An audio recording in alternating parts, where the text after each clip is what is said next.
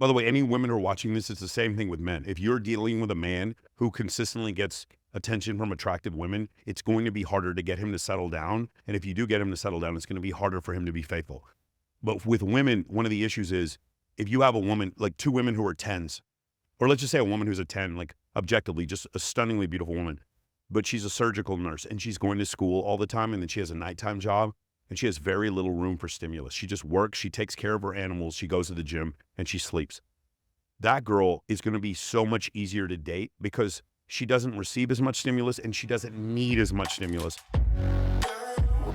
All right, guys, welcome to another episode of The Report. Today, I got a repeat guest. He was on episode 100. We actually shot that podcast out in Vegas in his studio.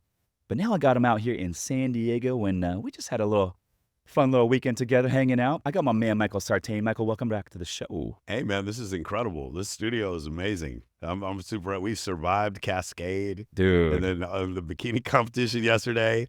That was wild. Yeah, man, that was fun hanging out this weekend. Cascade was in town. It's funny because I saw Cascade 3 weeks ago out in Vegas at Zook. It's cool, but it's like, not a big deal out there. You guys get to see him every single week. Yeah, they aren't as excited. Yeah. Like when I go see Cascade at least once a month, and he does a show with Deadmau5, which I highly recommend.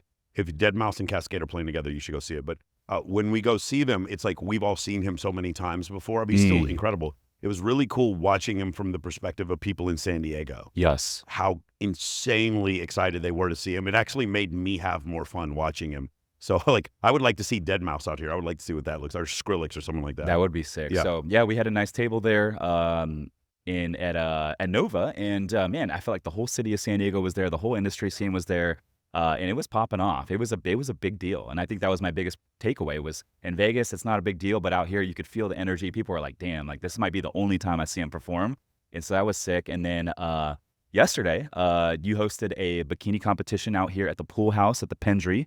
And you invited me to come on and be a judge, and a lot of beautiful women out there. And shout out to all the women that competed, but that was fun, man. That was a lot of fun. You know what's interesting to me is the way I had Richard Hart come on, very controversial crypto guy. He owns this one coin that's called Hex. And one of the things he said is he's like, whenever I try to date beautiful women now, they don't go out anywhere. They don't, like, you never see them at the shopping mall. You never see them at the grocery store. What does he mean by that? What he means is and it's true, what's happened is, and you don't really see them as much when you walk around. I remember 25 years ago walking around in Hollywood and seeing beautiful women all the time. You don't see them ever in Hollywood anymore. What's happened is because of social media, specifically Instagram and things like OnlyFans, is a lot of the validation that a beautiful woman used to get from going to a club. In 1985, if you had a hot dress, you were an attractive woman, or you had a nice car, there was only one place you were going to show it. You were going to the club. You're pulling up to Studio 54 or whatever, and you were showing it off in real life, right? And that's gone now. You don't have to do it in real life. And so you see like huge influencers, they stay at home with their husband and kids, and then they just film themselves on camera, and they never leave their house. I talk to them all the time. And so the trick was that I found, and obviously my buddy Bilzerian is one of the best in the world at this, was to have an event that was so good that it finally caused everyone to finally come out again. And so Cascade at Nova was that for San Diego. There's a ton of beautiful women here, but it gets harder and harder to get them out the more validation they can get virtually versus actually going out to a bar. Does that make sense? Yes. I mean, I just remember going out to a bunch of bars in 2006 in Los Angeles and just being like, these are the most beautiful women I've ever seen in my life. And now if you go out in LA, for those of you who don't know, the nightlife in LA is terrible. I would rather go out in Wichita, Kansas. Now, the restaurants there are terrific, but the clubs there are just like, they're so dingy and sad.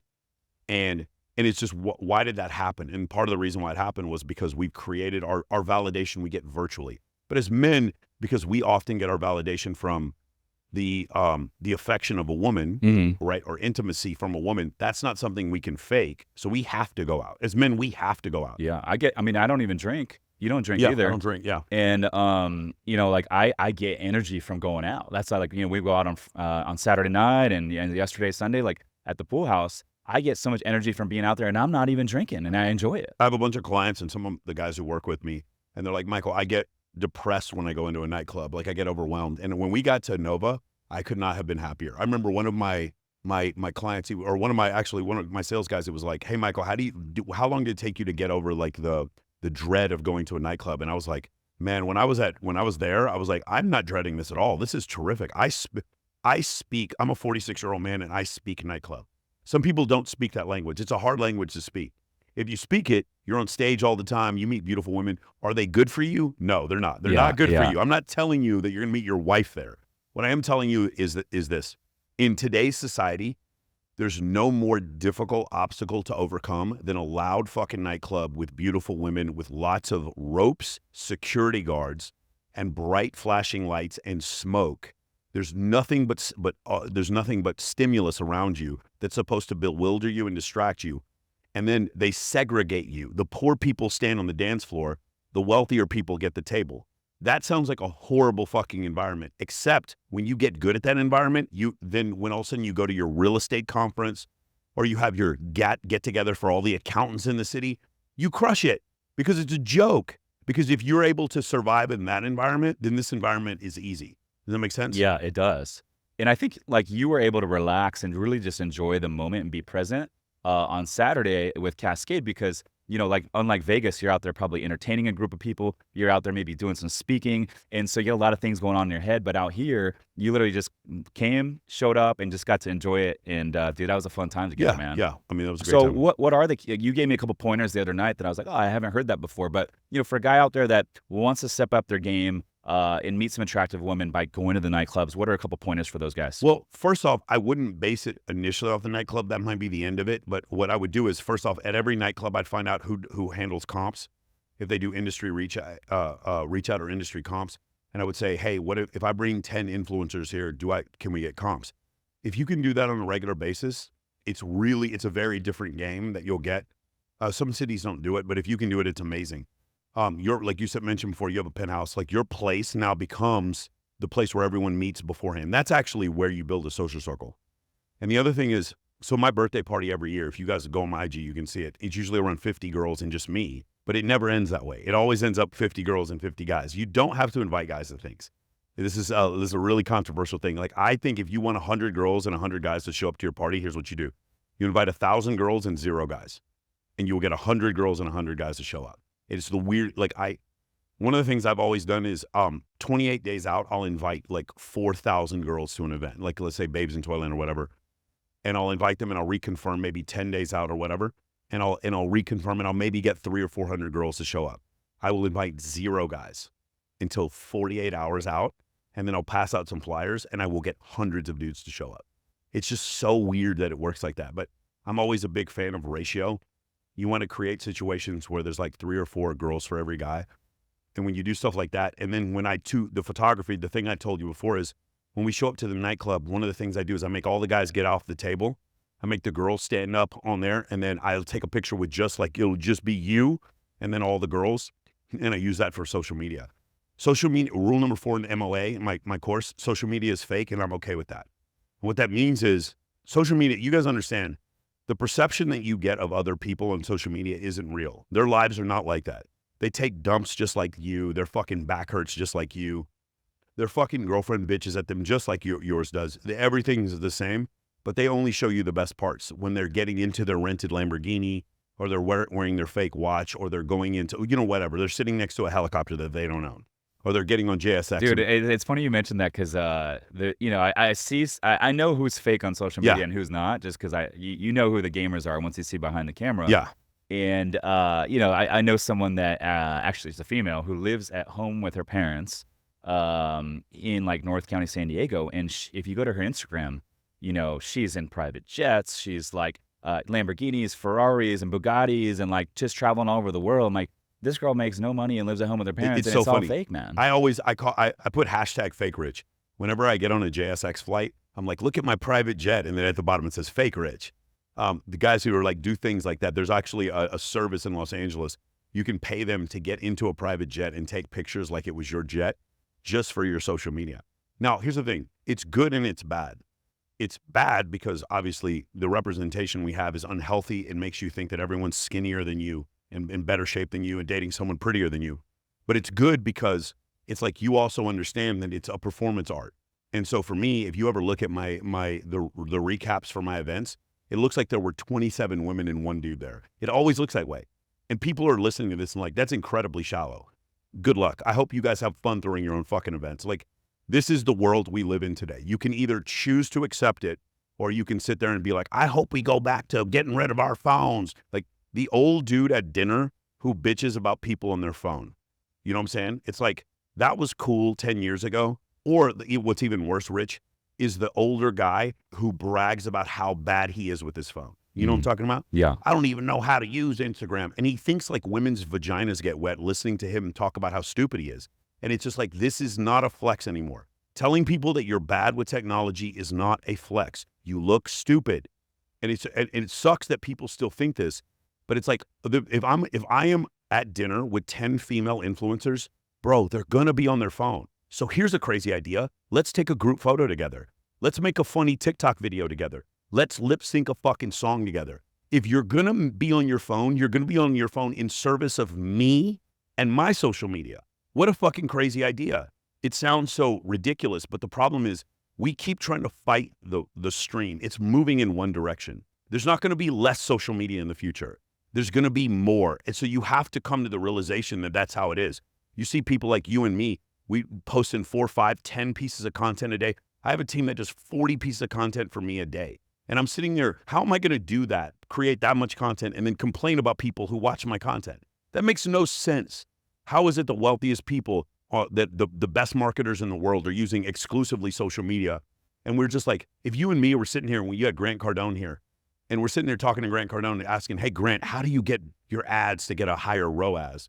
How are we going to ask Grant Cardone how to get higher ROAS on our ads and then bitch about people being on social media? We're literally asking to succeed on social media and then crying about people being on there. It makes no sense. Dude, real quick. So this is a crazy thing on this topic. I was at a Lane 8 concert down here in San Diego about a month ago. And this is it's actually first time ever at a music concert to where we walk in and they're taking everyone's phones. And they put them in the bag, they lock it up, right? Same thing with Dave Chappelle. And so, you know, yes, I've been to a Dave Chappelle show and he was with Joe Rogan. I get the stand-up comedy, they do that. I get that. It's more of an exclusive thing.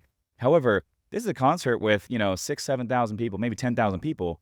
And I'm like, dude, if I'm Lane 8, why do I not want all 10,000 people on their phones sharing me on their stories? That's going to help me build my brand. And I'm just thinking like, dude, if you look at his Instagram, he's only got a couple 100,000 followers. I'm like, okay, it makes sense. I think it's a very shallow way to look at it. Because he thinks you're shallow for being, so the problem is this, right? It is the man who stands in the ocean and he like refuses to believe that the tide's coming in. It's like his belief that, hey, we're going to take the phones away instead of using the phones in order to further propagate my content. It's just, to this point, you're an old man yelling at clouds. It's so funny to me watching. And remember, guys, I'm a 46-year-old military veteran telling you this. If anybody should want, I'm from Texas and went to a Protestant Baptist church. If anyone should be back for this traditional style of thinking, it should be me. But I'm also a student of history. And I know that the Overton window, which is the window of the spectrum of things that we find acceptable in society, it always shifts to the left. If you were in 1953, if you were to say, hey, there's going to be federal legislation proposed to legalize marijuana in 2024, people would be like, you're fucking out of your mind. That would never happen. And if you go back to even like, say, the 1930s and you say, hey, an African-American man is going to be elected president in 2008, they'd be like, shut the fuck up. You're out of your mind. But of course, that is what happened because the Overton window consistently shifts to the left. So if you understand that, then the idea that we're going to go back to an agrarian society where we all put away our phones and go to church together, it's not happening. So you need to come to that realization and say, I want to succeed in this current economy, this current dating environment, and this current society rather than consistently fighting it. Because it's like, it's one of the weirdest things is getting people, especially my clients, a lot of them, they'll be in their 50s, they've been divorced, and they're going through, after a divorce or breakup, they're getting back out there in the dating scene, and they just want to hold on to their old ideals before when they were single and not recognize that the world has changed. And the world will change even faster in the future. It's going to be harder and harder to keep up with these changes. It's never going to stop. Yeah. And so like, that's the biggest thing for me. And it's like, I tell guys that are around my age, is like, you've got to let this go. You need to be in shape. You need to be relevant. You need to be not afraid of these social media apps. You need to take photos of you that look incredibly good, not just realistic, candid shots of you at a fucking college football game wearing a plaid shirt drinking beers with your buddies. Women don't fucking care about that, dude. We are so far past that. And here's the other crazy It's thing. almost like your Instagram with dating today is like, it's like your resume. Well, no, but here's the thing. So the conflation, I talked to Austin Dunham about this, and I think you and I had this discussion. When you get to the highest points of interpersonal communication, so like networking and sales and the highest forms of dating, you're speaking the same language. There's a great book by Oren Klaff called Pitch Anything, and he talks about eliminate neediness. That's a dating technique. When he talks about avoid beta behavior, he's talking about pitching to the board of directors. Avoiding beta behavior is a dating technique. And so, what does that mean exactly? Avoid beta behavior, Yeah. like don't let the guy take over the meeting and then start asking you questions to get you off your topic. That would be beta behavior. Now, I know a lot of people don't like that concept of beta. It comes from taxonomy, the idea of like an alpha male and a beta male, whatever. But the concept is offensive to people. It's not offensive when we talk about gorillas, but when we talk about humans, the concept of alpha and beta is offensive to them. The reality of the situation is we're just hairless murder apes. People don't like that. They don't like the fact that all these ideas in natural selection also apply to Homo sapiens. They want to think that we're different. We're not any different. We're smarter. We're definitely smarter than any other animal on this planet, but we're not different from them. Like natural selection applies to us. So the concept of an alpha and a beta is real, but it's really offensive to a woman who's dating a man who's a beta. She doesn't want people to believe that. Yeah. Or she doesn't want to admit the idea that alpha tendencies in men are more attractive to her. A lot of women don't want to admit that. I don't know if you've seen this one. There's one viral clip where they show a very muscular man and a fat man, and they ask these women, who would you rather date? And it's just all this mental cope and gymnastic that the women have to go through, where they keep saying that they would rather date the overweight man because they don't like men that have muscles and look aggressive like that.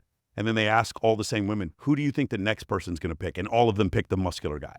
So everyone else wants the muscular guy, but you don't, because you want a dad bod. And like they've been purporting this nonsensical dad bod myth that isn't true. Women do not prefer dad bods. What women prefer is men they're attracted to not consistently be attractive to other women. So what they want is the man who got them pregnant to start getting fat. And so when he gets fat, he's less likely to run off and cheat. And that makes them feel more comfortable about the fact, and this is an evolutionary adaptation. Men produce more prolactin when their partner becomes pregnant, so you'll see them get heavier. And this is evolutionary adaptation. But why is that? Because of exactly what I just said. It's better for the child if the man does not run off and have sex with other women. Wow. And so it's almost like sympathetic overweight. Like women put on weight and men put on weight too when their partners are pregnant. It's some sympathetic thing that happens in evolution. And I get why women find that to be appealing, but they don't find it attractive. They find it comforting. Do you think that a lot of guys, because I see a lot of guys that have been in relationships for 10 years, 15 years, and they stop working out, they get these dad bods, and do you think a lot of that is due to because their wife or their partner supports it and says, hey, honey, you look great in the dad bod. Keep rocking it. I think it's a little bit of that. I think what it has more to do with, there's some studies that show as men get married, their testosterone levels drop. And when they get divorced, their testosterone levels go back up. Your testosterone levels are a function of genetics, but they're also a function of nutrition. And they're also a function of your environment. Meaning, if you and me every day were to change our lifestyle where we weren't podcasters, but instead we were baling hay and working out on a farm every day, our testosterone levels would have to go up out of necessity. Does that make sense? So what happens is when the men start doing the more domesticated tasks of being in a family, their testosterone levels drop, and their body, because they're subconsciously aware of the fact that they're not searching for a new mate, all of their efforts are taking care of the newborn and providing for their family, then they don't need the certain aspects, the assertiveness and aggressiveness that they previously had to go out and talk to a new woman and try to find a new partner. Does that make sense? So evolution dictates that now I'm in a relationship, my testosterone levels are going to drop. Then when they get divorced, their testosterone levels go up. Yeah, you're on the market again. I will say this though, like if you're out there listening to this and you're looking for some sort of accountability to get in shape, one of the best ways to do that is to start a podcast, get on camera, because now you're on camera every single week and you want to look good, you want to feel good. So it is kind of like a little bit of support group as well, right? I went from like 204 to like 222, and I got on TRT and I was pushing up so much weight and my face got fatter, and I was like, dude, I can't do this anymore. And I did exactly what you said. I have some other friends of mine that they got either on TRT or something else, so they started like lifting heavy, and they would eat more calories, and like they looked better, their body did, but their face got fatter, and they're like, I don't want to do this because it makes me look older.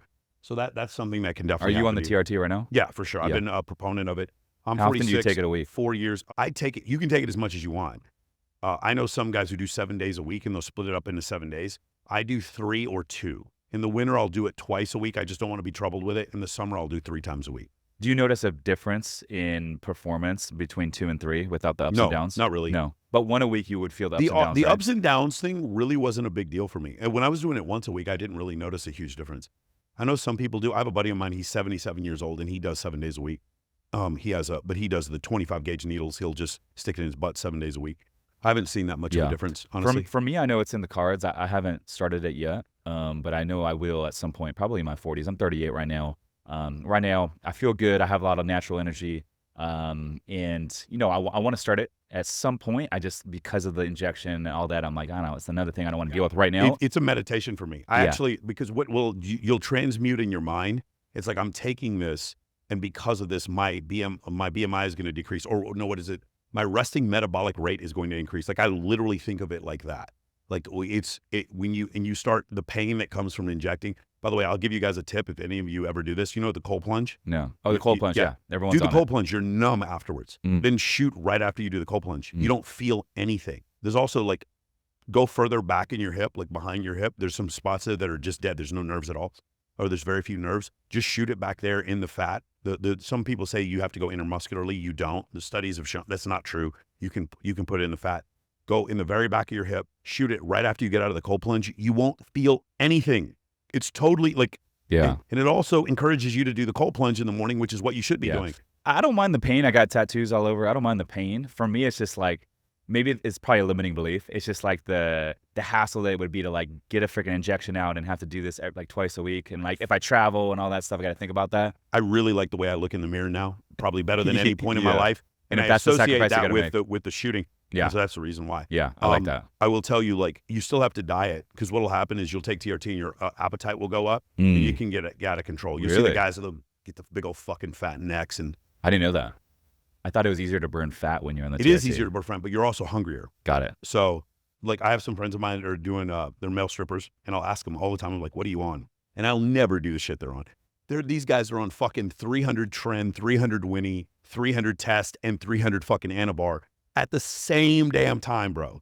And I'm like, bro, and their traps are fucking huge, and they're eating 2,400 calories a week or a day, and they're like ripped as shit. So they're like, so every calorie they eat goes into protein synthesis, so it all turns into muscle, and they have no body fat. If you're ever wondering how like those male strippers do it, that's how they do it.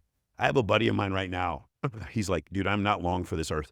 All of you know who he is. I'm not going to say who he is, but he's doing 1,000 Tren and 1,000 Test a week. Damn.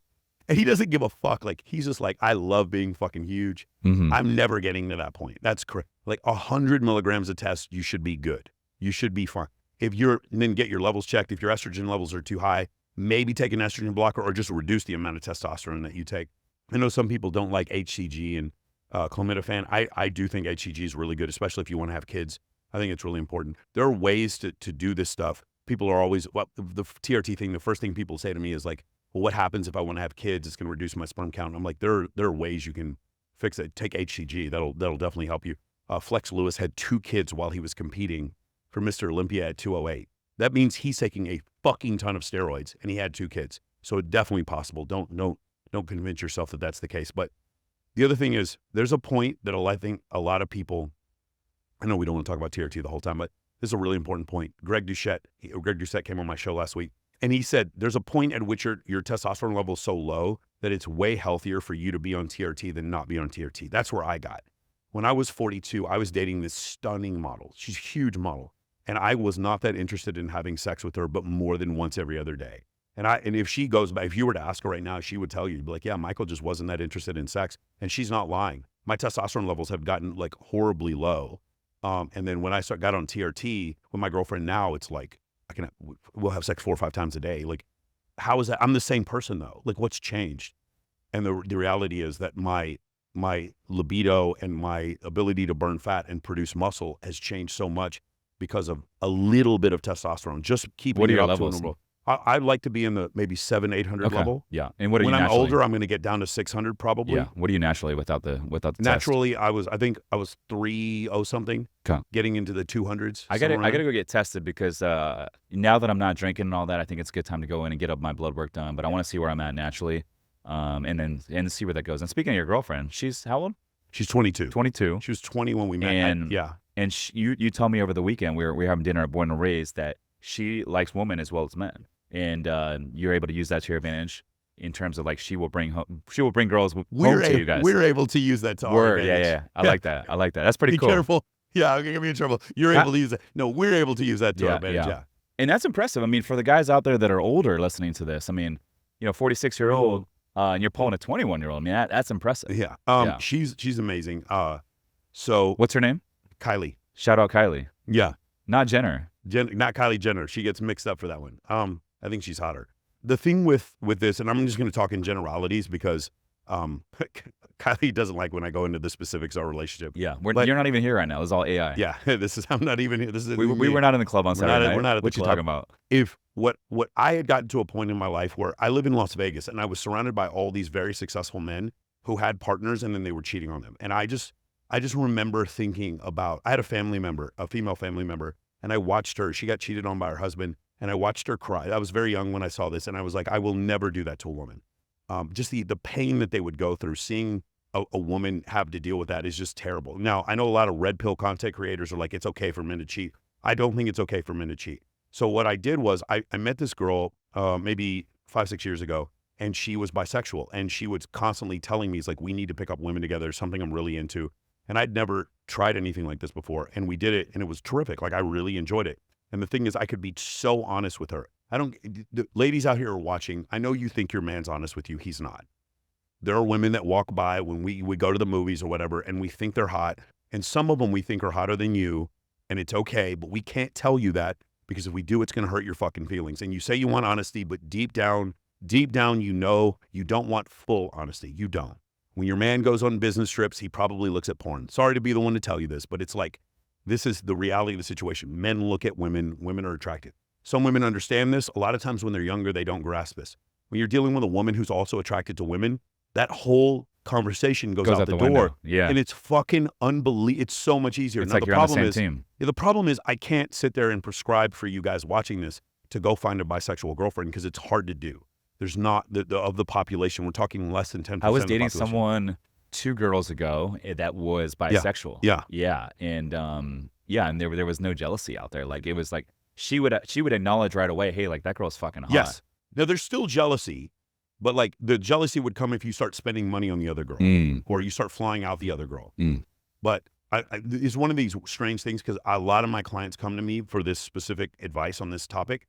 But the reality is, what they want me to do is get their current partner to become bisexual, and that doesn't work. Just like you or I could not become bisexual. Can't change someone. You can't change someone. The whole pray the gay away, what's that? The Christian, there's these Christian ministries where they like try to send gay people to camps so they can pray the gay away so they become straight. That's bullshit. It doesn't work. And it's the same thing. You can't make a straight woman bisexual. It's like you understand. If you respect my heterosexuality, which is a function of my genetics, then I know I can't change my heterosexuality. I'm always going to be heterosexual.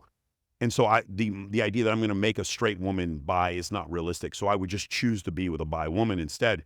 And so a lot of people are like, Michael, you're just doing this because you're a pig and you want to fuck all these women. And I was like, no, I'm actually doing this because I never want to lie to the woman I'm dating. And the women who are criticizing me are doing so while currently being lied to by their partner, who looks at other women and possibly may cheat. Dude, I fucking resonate with that, because one of my buddies who I grew up with, his name's Kyle. Shout out to Kyle. But he always was like the type of guy that like literally, he's like dating around. And I was like, oh, this guy's never gonna settle down. Well, guess what? He's like literally having a kid. He's getting married. He just bought a house with this girl, and he's settling down. Well, what's the fucking takeaway? The takeaway is he found a girl that's bisexual and is down to have other girls come home and like sleep with them. And so I can resonate to exactly what you're saying, dude. Yeah, but the point is, all women are going to hear that are straight is like, you get to have your cake and eat it too. But they don't. But again, ladies, if you're hearing this, if any man's ever cheated on you, understand that whole thing goes away. Does that make sense? Yeah, it does. It's like it's very similar to like, the drug epidemic, the war on drugs. what happened? We kept making certain drugs illegal, and then we funded a cartel in Mexico that ended up killing a bunch of people. But once we made those drugs legal, a lot of that crime would go away. If we made drugs legal in this country, all that would go away. Just imagine if you and your man could eliminate that function of jealousy because you were picking up women together. Here's another part that's really crazy, is the number of women who would not be interested in sleeping with you by yourself as a man, but as a couple, jump on the idea. There's no convincing. Like they say yes. It is one of the weirdest things I've ever seen. And this is another thing. Ask if you guys are watching this, ask one of your female friends who's ever had a threesome, like, do you count it on your body count? And they'll be like, no. What? It's one of the, I'm not saying all women are like this, but I've met so many women that are like, well, yeah, I didn't go on a date with a guy and have sex with him. I went home with a couple, so that doesn't count. It's mind-blowing how the gymnastics that sometimes women will play in that situation. And the other thing is, like, as a man, we have to work for it. We always do. I don't care who you are. Unless you're outrageously attractive, you've got to work for it. If a woman comes up to you in a bar and is just down to have sex with you, get ready. She has a penis. Like, you're dealing with, you know? You got to put in the work. Like I'm 38 and I'm just now figuring things out, right? But and if you didn't have to put in any work, you'd be scared. I would be scared. If a woman was an attractive woman, just came up and was just offering sex to you with no work, I would actually be afraid. You got to assume. You would assume something crazy is happening. So either you're going to get robbed or she's got a penis. Exactly. So I expect to put in some work. When you have a really beautiful partner, you don't have to put in any work. It's really crazy. So I can't prescribe that to everyone, but I will definitely tell you it's something that's helpful. Yeah, absolutely. Absolutely.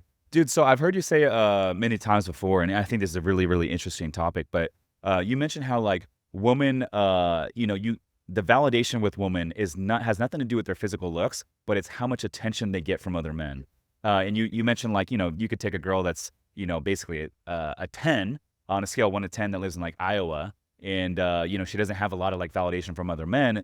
She could literally be a lot more chill to date versus, like, a girl that's like a 5 or 6 that lives in Southern California and gets offered to fly out to Cabo in Las Vegas by all these older men. Can you elaborate a little bit more on that? Yeah, but by the way, any women who are watching this, it's the same thing with men. If you're dealing with a man who consistently gets attention from attractive women, it's going to be harder to get him to settle down. And if you do get him to settle down, it's going to be harder for him to be faithful. But with women, one of the issues is if you have a woman, like 2 women who are 10s, or let's just say a woman who's a 10, like objectively, just a stunningly beautiful woman, but she's a surgical nurse and she's going to school all the time, and then she has a nighttime job and she has very little room for stimulus. She just works, she takes care of her animals, she goes to the gym, and she sleeps. That girl is going to be so much easier to date because she doesn't receive as much stimulus and she doesn't need as much stimulus in order for her to get her validation, versus a girl who's a 6. And when I say a 6, I'm not trying to rate them. What I'm saying is if we stratified them amongst all these dating profiles, they would be in the 60th percentile. Let's say a woman who's a 6 like that, but she's constantly getting messages to be flown out to Dubai, and her photos on dating apps and on social media are FaceApp and Facetune to where she looks unrealistically beautiful.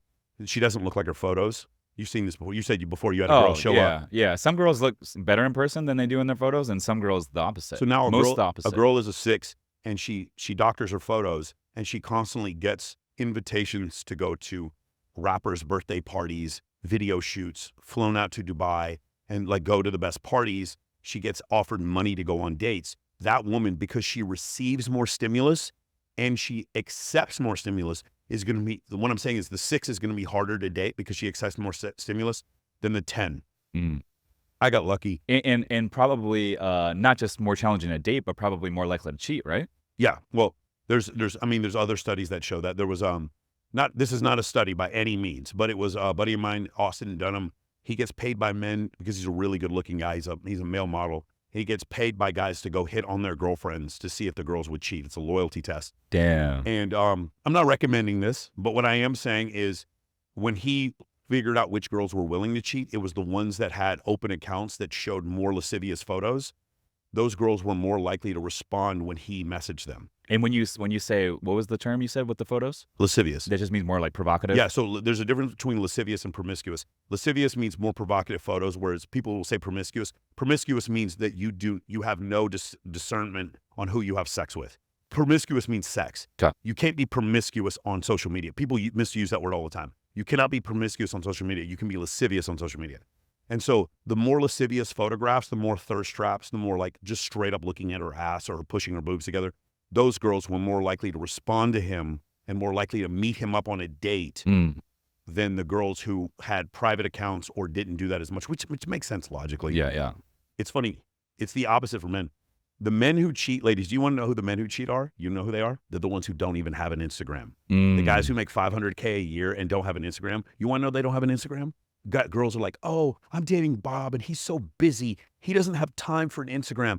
He's going to fly me out next week. I'm like, how come you don't live with Bob? It's like, well, he's busy right now. It's like, no, Bob has a wife and kids. That's why he doesn't have an Instagram, because he has a family he doesn't want you to know about. And these women live in delusion and actually think that they have a good man because he doesn't have an IG. It goes back to what I said before. Dude, it's so fucking true, because I hear some girls say it all the time. Oh, I just met this guy in LA. For one of them, first of all, it's long distance. That's one red flag. And then second of all, oh, he doesn't have Instagram. He doesn't like the social media stuff. He doesn't like the limelight. I'm like, bullshit. That's 2 red flags right there. Ladies, you're meeting a man in LA or San Diego who's rich and good looking and doesn't have an Instagram. Wake up. Like, how do you not understand what's happening? And only dates girls that are long distance. Yeah, it's so crazy to me. Yeah. So again, it's this delusion. What happens is the fairy tale, because women were promised the fairy tale. They think that they can get the 6'3" guy who looks like a male stripper to commit to them and be faithful and not be on Instagram and be rich. They read 50 Shades of Grey, and they like Anastasia believes that she can get Christian Grey, who's the billionaire with the huge penis, to like commit to her and never fuck it. You know, I haven't read all the books, but I know that at the end of the books, he never fucks any other women. You're full of shit. That is one of the craziest things I've ever heard. This guy's a billionaire and he never fucks any other girls but Anastasia through the entire book series. It's so crazy to me. That is crazy. And it's like, because you were promised this fantasy. I have a friend of mine right now, she's dating a male stripper. And because she was promised this fantasy, she doesn't see what's going to happen. So she'll criticize me because I want to have threesomes with my girlfriend while her boyfriend cheats on her. And she believes that he's not going to. Does that make sense? It's like, I live in objective reality and you live in feelings. And then later on, once you come to objective reality, instead of thanking me for trying to hip you up on game, you blame me. It's not my fault. This is how the world is. I did not make men have 17 times as much testosterone as women. That was Charles Darwin who discovered that. It wasn't me. It was a function of natural selection. And so it's just really difficult for a lot of times when you deal with that level of cope, where a woman will say things like what you said before. You're dating a good-looking guy who has a yacht and he drives a Mercedes. He lives 3 towns away, but he doesn't have Instagram. And you think it's because he's so sophisticated. No, it's because he has a wife and kids. Yeah. And Or he's busy working on his business. He's busy working on stuff. Yeah. Or the other Always one I love is traveling for work. the other one is the rich guy who's like, I'm going to leave my wife for you. And these women, they'll like listen to it and then again, criticize me for wanting to date a bisexual woman and never lie to her. Yeah. Like, wake up. I don't know how else to express this to you. It's so crazy. Like, I would rather, this is one of the things in Dr. David Buss's book, it's called Men Behaving Badly. At the end of the book, he goes over this thing where I think it was like, it was a female professor who came to him and said something to the effect of like, you can't talk about these evolutionary realities because it hurts women's feelings. Because women have a shorter reproductive career than men do. They just do. Women, it's like you have a 5% chance of having a child once you turn the age of 40 as a woman. For men, it's not anywhere near that low. Yeah, I mean, I'm 38. I want to have 3 or 4 kids, but I'm not ready for like 4 or 5 years. So I know for me, I got to date a little bit younger, and that's just the facts. And by the way, if you keep yourself in shape, you can date younger and still play. My grandfather was in really good shape, out there throwing a football with me at 64 years old. So it was one of these things where you come to the realization you can stay in shape for longer, and our reproductive career is longer. Me expressing that, does that make me a misogynist, or is biology misogynistic? I don't know what the answer to that is. What I know is that it's a truth that you can deal with or not. But Dr. Buss in his book, at the end, he's like, it's better to know the truth. It's better to know the truth. And the reality of the situation is, the truth is, for instance, social media has made it to where a small group of men have a ton of access to women. And there's a group of men, we'll say somewhere between 20 and 30% of men at the bottom who are having no access to women, or in short-term context, having no access to women at all. You said when I went on your podcast, you told me that like something like crazy, like 33% of men in the U.S. don't have sex in an entire year. Yeah, so it's a third of men under 24 have no sex within an entire year, and 27% something, I want to say 26% of men under the age of 30 are virgins. Something like some crazy number like that. It's really 23% of men below the age of 30 are virgins. Was it 26 or 23? I forgot. But to be fair, we're talking about the number is astronomically high when you're 19. I was a virgin at 19. And then when you turn 29, the number's like 4% of men. 29, 30 years old, it's like 4 or 3% of men are virgins. So it actually drops precipitously. And this but is in your not mid-20s, because their standards are too high. It's because they just don't have options. Yeah, well, about a third of men, and again, this is Mack and Murphy who says this, about a third of men do not get to participate in short-term dating. They do not get to participate in the right swipe hookup culture. They just don't, they have no place in it. And it's because of women's preferences that they don't get to do that. Women are picky. And that's the reason why. The problem is because we've gotten into a global marketplace, what's happened is those men actually would have had a shot if all they were doing was picking from women in Wichita. Because the women in Wichita would be like, okay, this guy is like a 5. But because she has to pick from every man on Instagram, this man is now a 2. And that's, people don't grasp that concept. It's like women in a short-term dating context push men to the left. Meaning if we were to stratify men, again, I'm using a scientific stratification. If I were to take the dating profiles of 1 million men, this man would fit in the 80th percentile. So he would be an 8. Have you ever heard women say Ryan Gosling is mid? Have you ever seen this? Yeah, all the time. So the problem is if I were to take 1 million dating profiles, just profiles of men, whatever, they don't have to be dating profiles, and I were to stratify where Ryan Gosling fits, he's going to fit in the top 1%. So Ryan Gosling objectively is a 9.9. Yeah. But these women are calling him mid because it gives them a little pang of like dopamine by calling a successful actor mid. I thought you said men. Mid. Because I hear girls say all the time, like, this guy's like, this guy's mid. I never heard that one before. Yeah, mid. It's like they say Ryan Gosling is mid. He's like a mid-tier Like he's man. just like middle. Utterly absurd. Okay. Ryan Gosling is like. Then show me who you're dating then. Yeah, for sure. And then you show him who they're dating, Yeah. and the guy's like less attractive. But the problem is, I'm not saying I'm not attracted to men, so I don't know. But what I do know is if I were to stratify Ryan Gosling's physical appearance against a million other men, he would be in the top 1/10 of 1%. And so he's not mid. So, but what happens? Why are women doing this? And the reason why is because they push men to the left. A man who's an 8, they call him a 5. And a man who's a 7, they say he's a 4 or a 3. And a man who's a 9, they call him a 7. And there's only like a couple of guys who are 10s. Like you have to be Chris Hemsworth or Jason Momoa to be a 10. And anything short of that, you're not a 10. Why do you think that is, where they'll discount them by 3 points? Because they have too many options. It's easier to sell a guy a car if you show him 3 options. If you show a guy the entire car lot, he like doesn't know who to pick. Yeah, a confused mind doesn't act. Correct. And this is one thing Steve Jobs did with Apple. They had so many different products, and they narrowed it down to like 3 MacBooks, 3 iPods, and 3 iPhones. They narrowed your choices down. And when they did that, it was easier to make a decision. These women, they're according to Dunbar's number, he's just an anthropologist named Dunbar, humans grew up in societies of about 150 people. In that 150-person society, you as a child going through, let's say, adolescence or puberty, there's only like 8 or 10 women that you're going to possibly be able to choose from that are in your age group.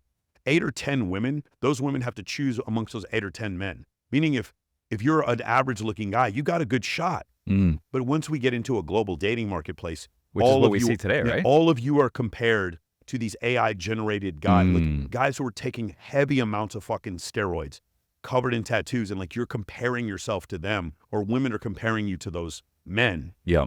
And so everything's falls short. Here's the other thing. Like imagine a king, like let's say Muhammad the Bloodthirsty. He was this guy. He had 800 children. I believe he was from Morocco. I could be wrong about this. The man had 800 children. The images of sexuality that he saw having a harem of women are very, very high for the time period that he lived in. Okay. But a man who lived in like, say, Des Moines, Iowa in the 1850s, his standards for sexuality are just like the few women that are in his village. You with me so far? Yep. So now I want you to consider that. So his stimulus, the Des Moines guy, his stimulus is lower, whereas Muhammad the Bloodthirsty, his stimulus is very high. But let's just say I'm a guy who's I'm a 15-year-old kid who's on Instagram, and you're Dan Bilzerian. The images that we see on Instagram are the same. The same. If you're a woman who's morbidly obese, or if you're Kim Kardashian, you see the same images on social media. Now, real quick, wouldn't that make that example of the 10 that lives in Iowa that has the night job working and she doesn't get a lot of stimulus, wouldn't that give her access to see all the same stuff that we're seeing on Instagram, and then therefore make her just as challenging to date? It could, but some people don't need as much stimulus. Like for instance, imagine like the luck of, I host a bikini pageant in Mexico 2 Octobers ago. and I meet my girlfriend. She's 20 years old with no Instagram, and she looks like Megan Fox. Like when you realize that, like she had no Instagram. There was no stimulus for her. She liked me for who I was. She had no idea I had a podcast or if I made $10 an hour. She had no clue. And she liked me for who I was. I was like, the likelihood of me meeting a woman from Southwest Arkansas who grew up like this is like 1 in a trillion. It was like, wow, you're different. Like it was very clear when I met her. I was like, wow, you're different. Like you don't care about any of this shit. It was just so different seeing that. So for a guy listening to this right now and they're like, I don't want to meet the girl that's a 6 that's getting flown out to Dubai and Cabo San Lucas and Vegas every single weekend and is very challenging to date and is more likely to cheat. But I want to go find that girl that maybe your girlfriend or someone that lives in Iowa that's a 10 that just doesn't have a lot of stimulus. How does a guy go about finding a girl like that? Goes back to the very beginning when we talked about Nova and we talked about the bikini competition. You have events, you host events, and you help with events. You create an offer. One of the best books on dating, people don't believe me when I say this, one of the best books on dating is the $100 Million Offer by Alex Hormozi. Everyone laughs when I say this, but it's true. Alex Hormozi says, create an offer. I read that book all the time. Create an offer that makes people feel stupid for saying no. So I'll where you'll go up to a girl, not you specifically, but like typical like guy who has some exposure to pickup artistry or whatever. He'll go up to a girl and he'll say something to the effect of, hey, I think you're very attractive. Hey, I think you're cute. I had to come up and say hi to you. I was wondering if I could take you out to dinner sometime. So his offer is himself. And if you like what he's got to offer, then you might say yes. But most women are not interested in most men, as we talked about it in a short-term dating context. And so most of the time she's going to say no. My offer, I'm going to walk up to her. I'm still me. She might be interested in me physically or not. But my offer is, hey, I'm hosting the Super Bowl, the Maxim Super Bowl party. I was wondering if you want to get on the guest list. We also have a table there. If she rejects the offer, she's not rejecting me. She's rejecting the offer. The likelihood of a woman who's totally out of my league saying yes to me is astronomically high. Yes. And in that context, when I bring her to the Maxim party, I'm taking her from an unfamiliar environment to a familiar environment where I'm able to display more of my characteristics that make me attractive. Does that make sense? Yeah.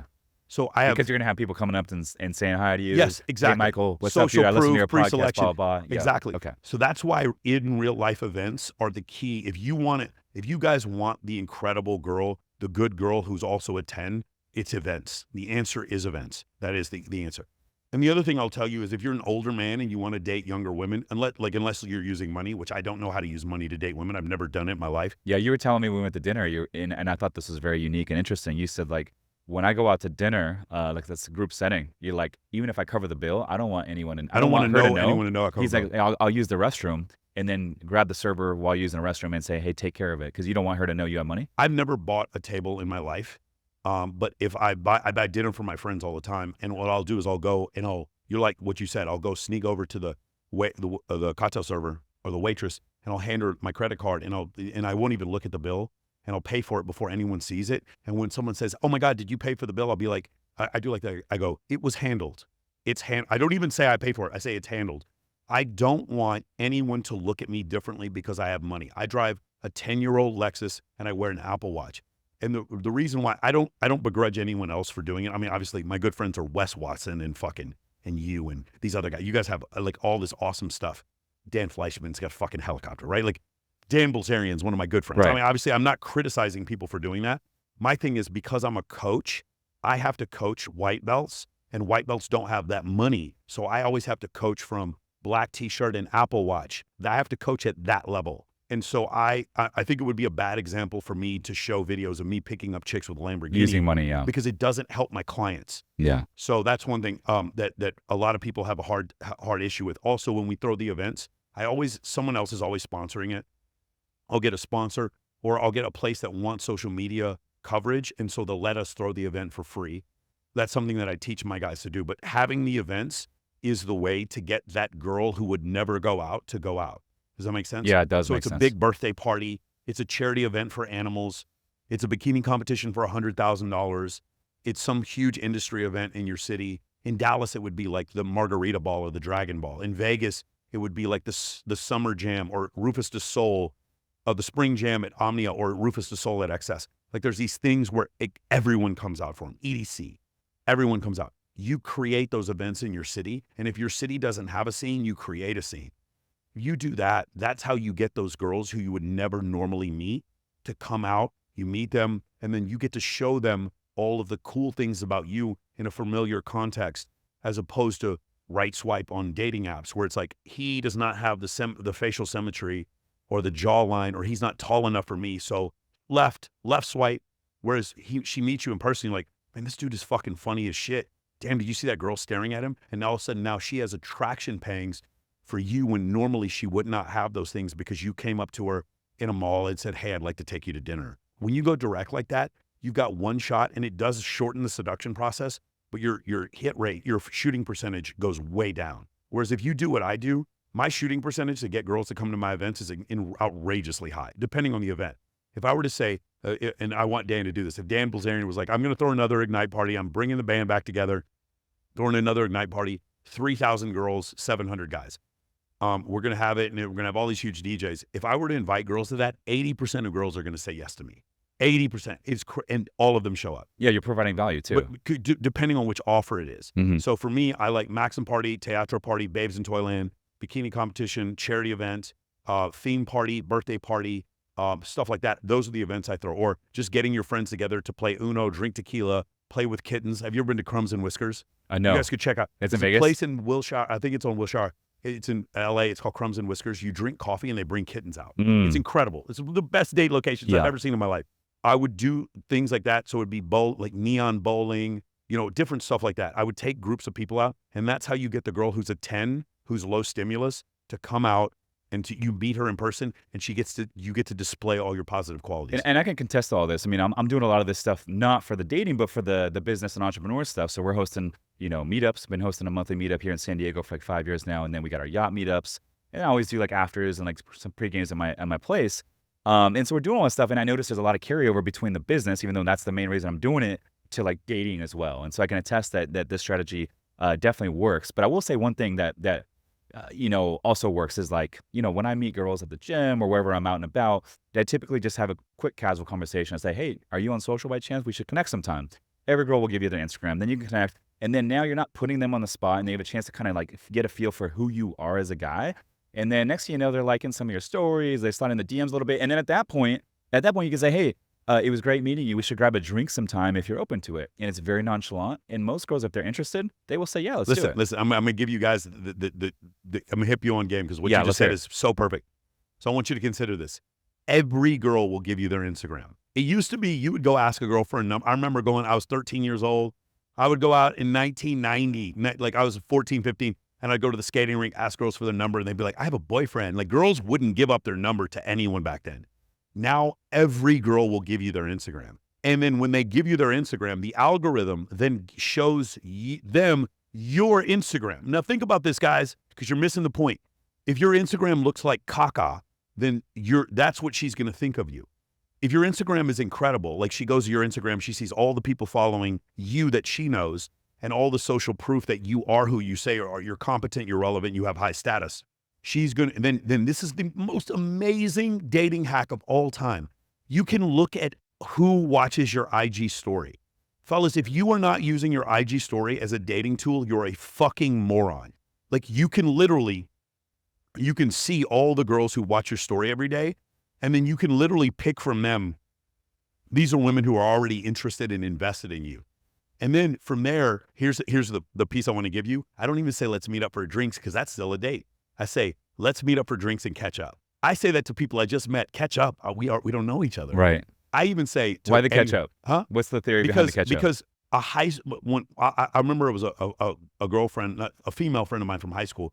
She was in town and she was like, hey, let's grab some drinks and catch up. It was totally non-sexual. And I was like, the line she just used on me is fucking perfect. Let's meet up for drinks and catch up. So it could end up being sexual, but it doesn't have to be. And so now what have I done? I'm doing nothing but displaying like masculine attractive qualities on my social media. So she's been seeing, like my Instagram is gaming her for me, and I'm not doing anything. And then she's watching my story. The more stories she watches, she's gaming herself now to become more invested in me. And then my meetup is like, hey, let's meet up for drinks and catch up. It's like, are we high school friends, or is this guy trying to sleep with me? So now all she sees is I'm attractive, women are chasing me. And then when we meet up, I'm not even declaring to her that it's a date. And now she comes on the date, and you'll see her, She's showing cleavage, wearing a red dress, and he's just like, no, he's gonna like me. I'm Mm. gonna make sure I get this It's guy's a mental game. validation and attention. And like the game I just described for you guys, the hit rate, the shooting percentage is so much higher So much higher. than walking up to girls and just being direct. I agree. And what I just described to you, every pickup artist hears what I just said and is mortified because I'm basically putting that industry out of business by teaching the concepts of social circle game. And pickup is still like, you can still do it. I still recommend guys, if you have a debilitating fear of walking up to strangers, you should probably take a pickup boot camp. I don't have a problem with that. But what I have an issue with is this idea that direct game is the way to go. It's not the way to go.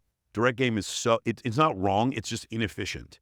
Direct game is extremely inefficient. Yeah, if you're 6'3", if you're a billionaire, if you won an NBA championship, or you have an Academy Award, go direct. Tell me, Michael Sartain can shut the fuck up. If you look like you could be on the cover for Thunder from Down Under, you do not need to listen to anything I said. I recommend direct.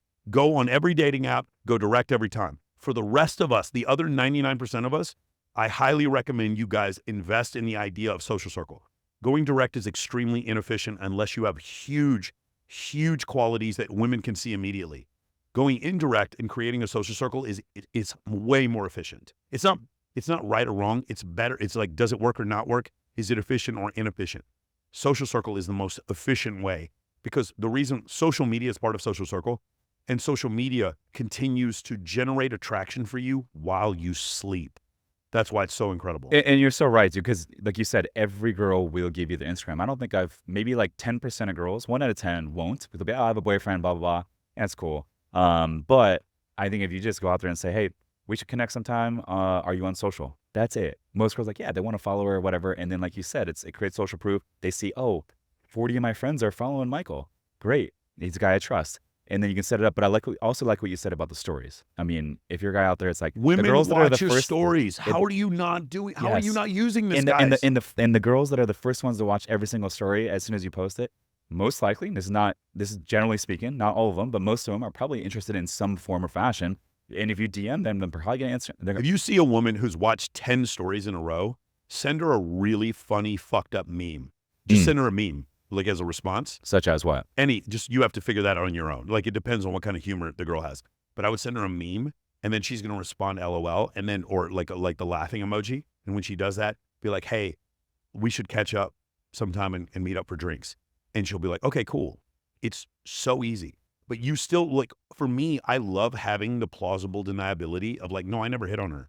I was never even interested in her. It's nonchalant because if she says no, it's like it's not an ego hit. It's not just that. Women screenshot these messages that they get from their men, friends? and they send it to their friends.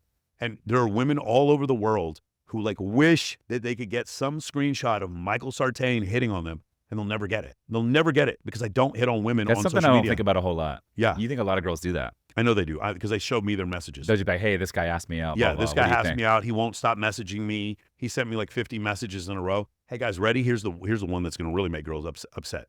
You should never have multiple messages you sent to a woman on Instagram. There's the unsend feature. Moron. Unsend your previous messages. If a woman goes, even you might be like, well, Michael, she knows you messaged her previously. I'm like, yeah, but that's not how her hindbrain works. Yeah, you forget months later. Yeah, no, it's not even that you forget. It's she looks and she sees that she messaged you and then you messaged her and then you never messaged again. There's something psychological where you get to maintain higher value by doing that rather than you invite her to 15 events in a row. This is why IGDM is so overpowered because IGDM allows you to do full unsend. It lets you unsend. And it doesn't even previous show messages. that it's unsent. It doesn't even show that it's she might get a notification, but most girls aren't going to even check. They have too many guys messaging them. The idea, when I see these messages these guys send, and it's usually like a lot of times they're rich, high status dudes, and their game is fucking terrible. And they go direct 15 times in a row. It's like, you're so hot. Oh my God. They're like replying to the girl's stories. And I'm like, why don't you unsend these previous messages that she never responded to? If a girl goes and looks at a message from me, I want her to see one message. And the message is, we're hosting a $50,000 bikini competition. Would you like to participate? That's the only message she's going to get from me. Meanwhile, every time she messages me, we leave those up there. So all she sees is, I like this story. I like this story. I like this story. He sent me one message.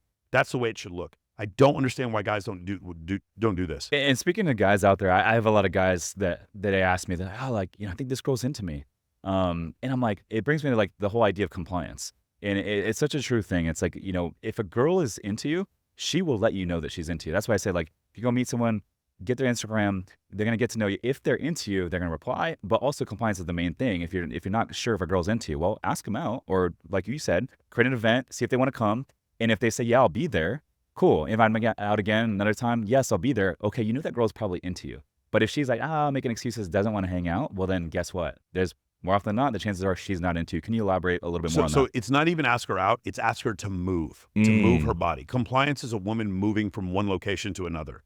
For me, that's how I describe compliance. So I recommend every guy has a huge slut friend. One friend that's a huge slut. This girl has been with like hundreds of dudes. She's text messaging 7 or 8 guys at the same time, but she's like your best friend, and she shows you all the messages she sends to guys. So you can see. I also recommend you guys have one female friend who's a stripper, and like literally like because strippers are so good at like fucking, they'll touch you and they'll make you think that they're interested, but they're not interested in you. So the way the rule works is this: above the belly button is attention, below the belly button is compliance.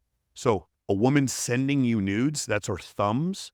Her thumbs are above the belly button, that's attention. A woman coming over to your house, walking to your house, that's below the belly button, that's compliance. And then she gets nude. So attention is a woman sending you nudes. Compliance is a woman coming over nude, okay?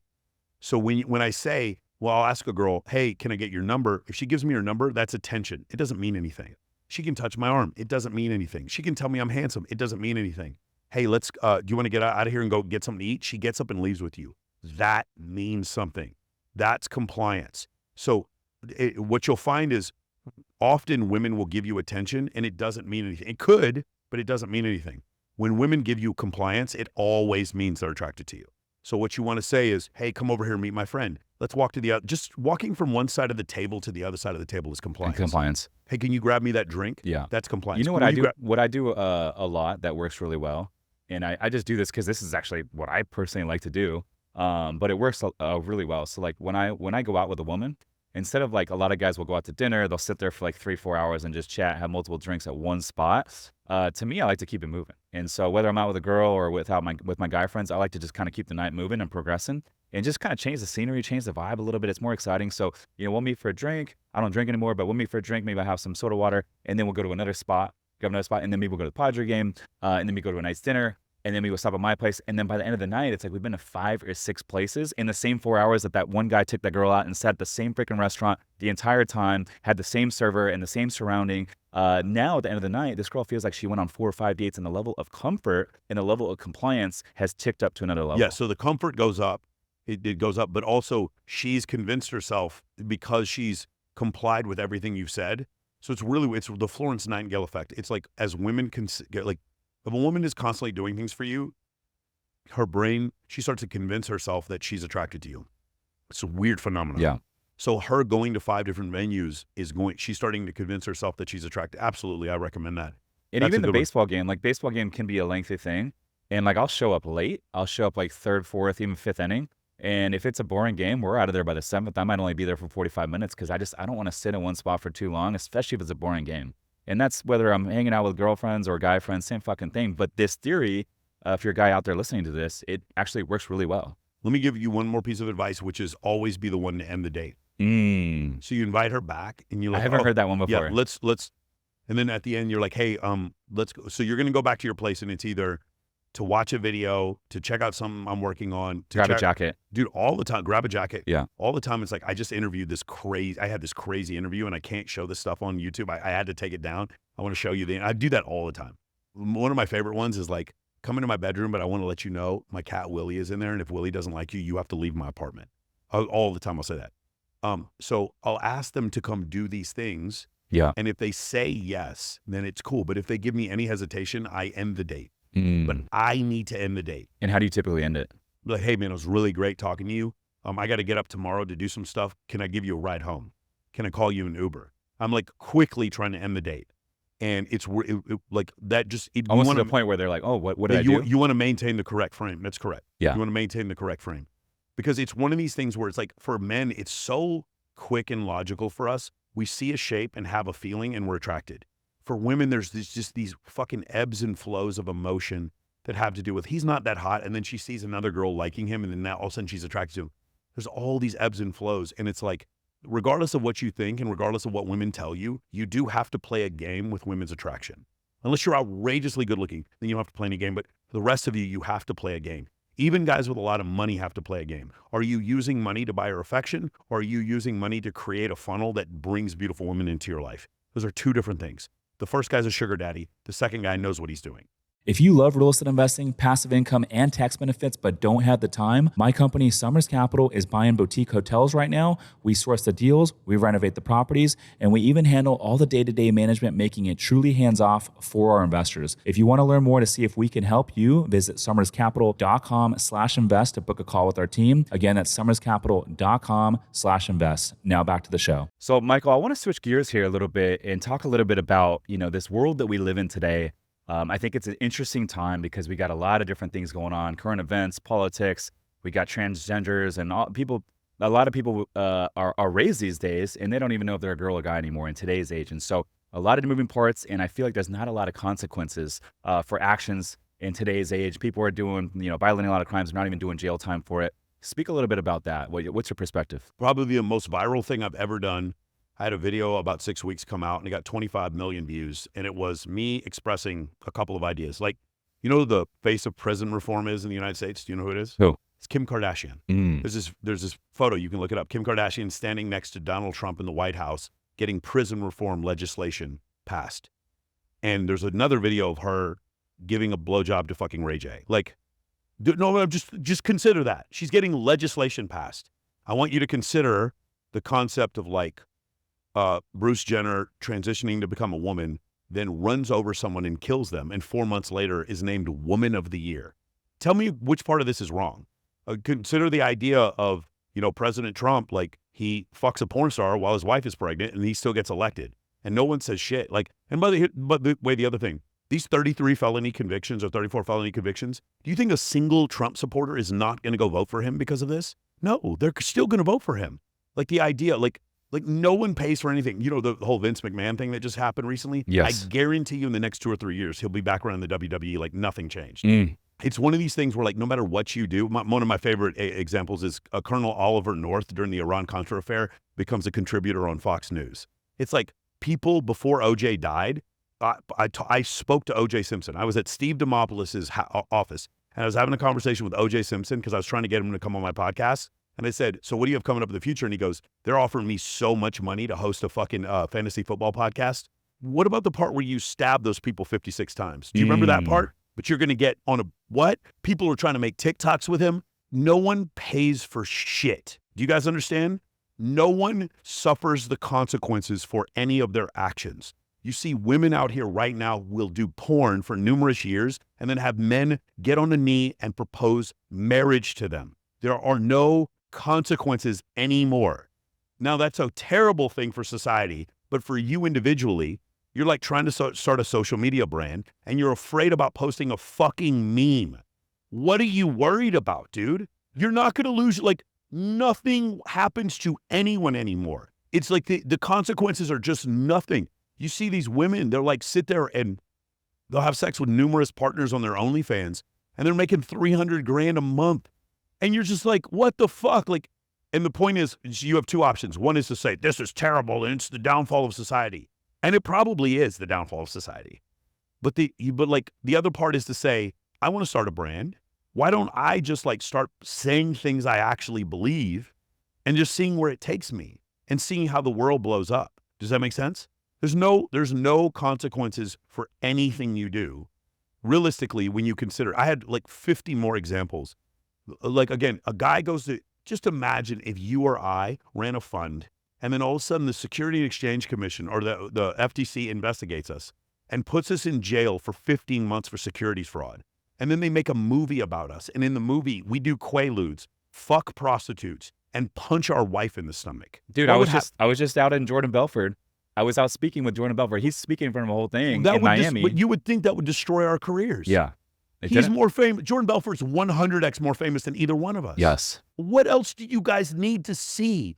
You're worried about starting a personal brand, and Jordan Belfort punches his wife in the stomach and kidnaps his own kid in a movie, and he doesn't even deny it happened.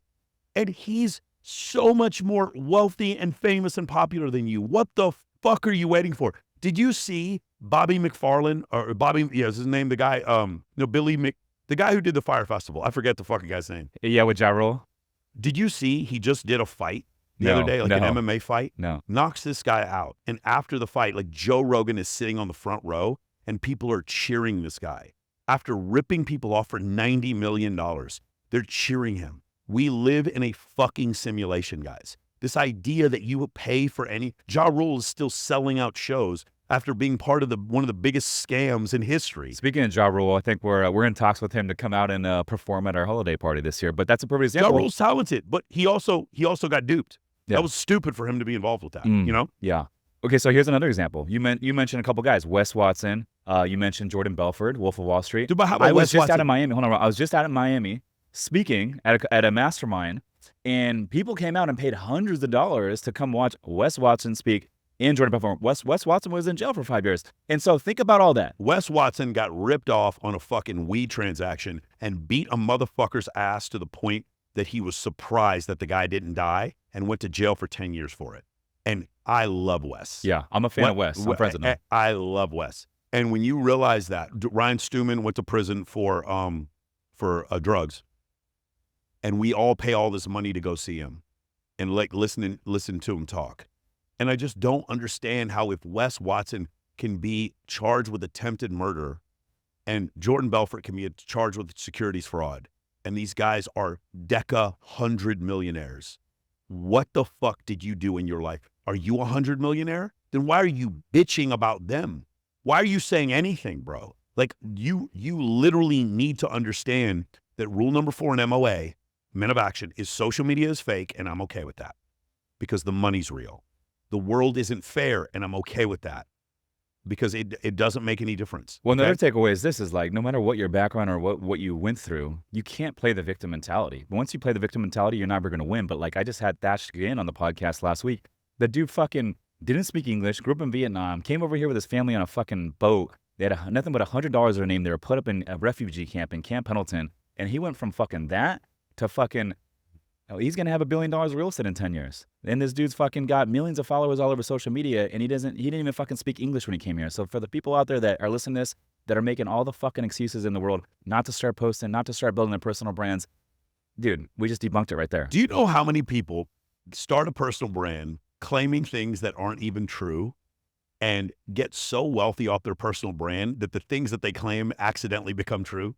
Meaning they were showing themselves on a private jet that they didn't have, driving a car that they couldn't afford, and then you bought their product, and they got so rich that they actually bought the car in the end. Crazy, you know how right? many times that has happened? Crazy. No, here's the thing. That's a terrible, terrible prescription on society. That's a terrible description of society when you consider that. The world is that fake. But at the same time, you're busting your hump at your 9 to 5 while your influencer son is sitting there on Twitch making 20 grand a week, and your influencer daughter is on fucking Bigo washing. Dude, I was dating this one girl. She was on Bigo. She would do her laundry. She would make so much money. She would just set her phone up on a tripod, and she would wear panties doing her laundry, and people went fucking bonkers watching this girl do her laundry. It was crazy. And by the way, it was my laundry she was doing. That's the funny part.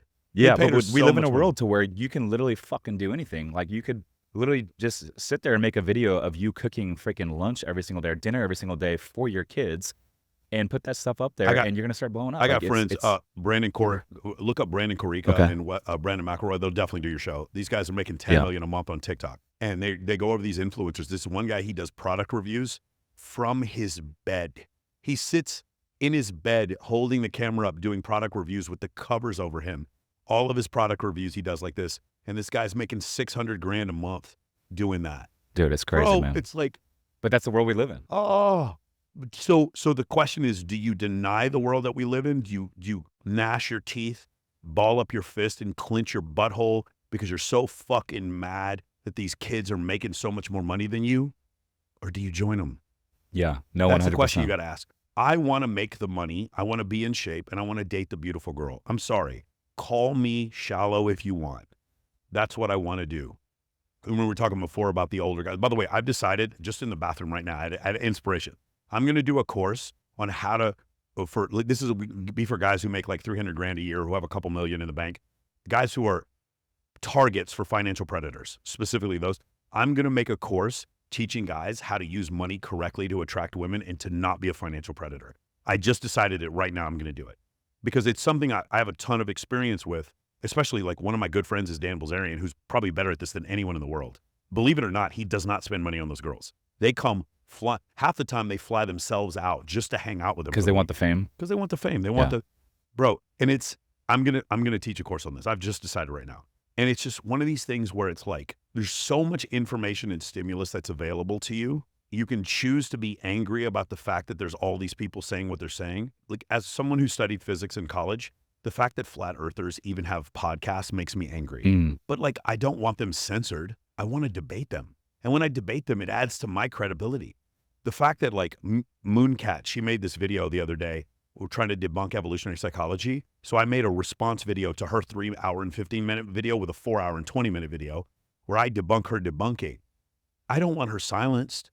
I love the fact that I'm even allowed to do something like this and I upload to YouTube this 3 hour and 20-minute or 4 hour and 21-minute video for free. And you can watch it in 1080 or HD, or I'm sorry, in 4K.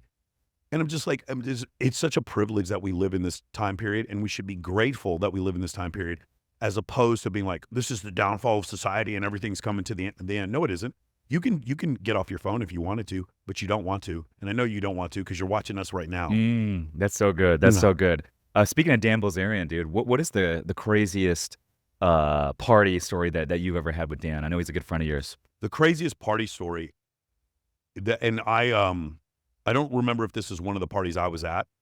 The craziest party story for him is the house at 10979 Shalon Road. And he went in his bedroom. You have to have is a fingerprint scanner, and there's 2 deadbolts to get back there. He took 9 girls back there. It's so funny. Guys will say this to me all the time. They'll look at my photos and they'll be like, yeah, Michael, you took a photo with all those girls, but you didn't fuck all those girls. And I'm like, yeah, you're right, I didn't. Dan, he takes 9 girls in the back, and in my podcast, he goes, I gotta be honest with you, dude, I only had sex with 6 of them. He goes, I only fucked 6 of them, bro. I didn't fuck all 9 of them. I'm not going to sit here and lie on my dick, bro. I only fucked 6 of them. I didn't fuck 9 of them. And it was the most liked photo he'd ever had. It was him in the hot tub with a bunch of girls. It was like 9 girls, and they had covered up their boobs or whatever. And it was during one of his parties when he was doing this. So we're all out partying, and he's in the lot, and we can't get a hold of him because he's in his bedroom in there. I did a photo shoot after he gave up the house. He wasn't at the house anymore. I went to this company called Wish. I did a photo shoot there, and I went to the same bathroom, and I took like 12 girls. That's pretty funny. It was, and I didn't have sex with any of them, but it was just, we did like a video shoot in there. Anyway, that was the craziest story for Dan.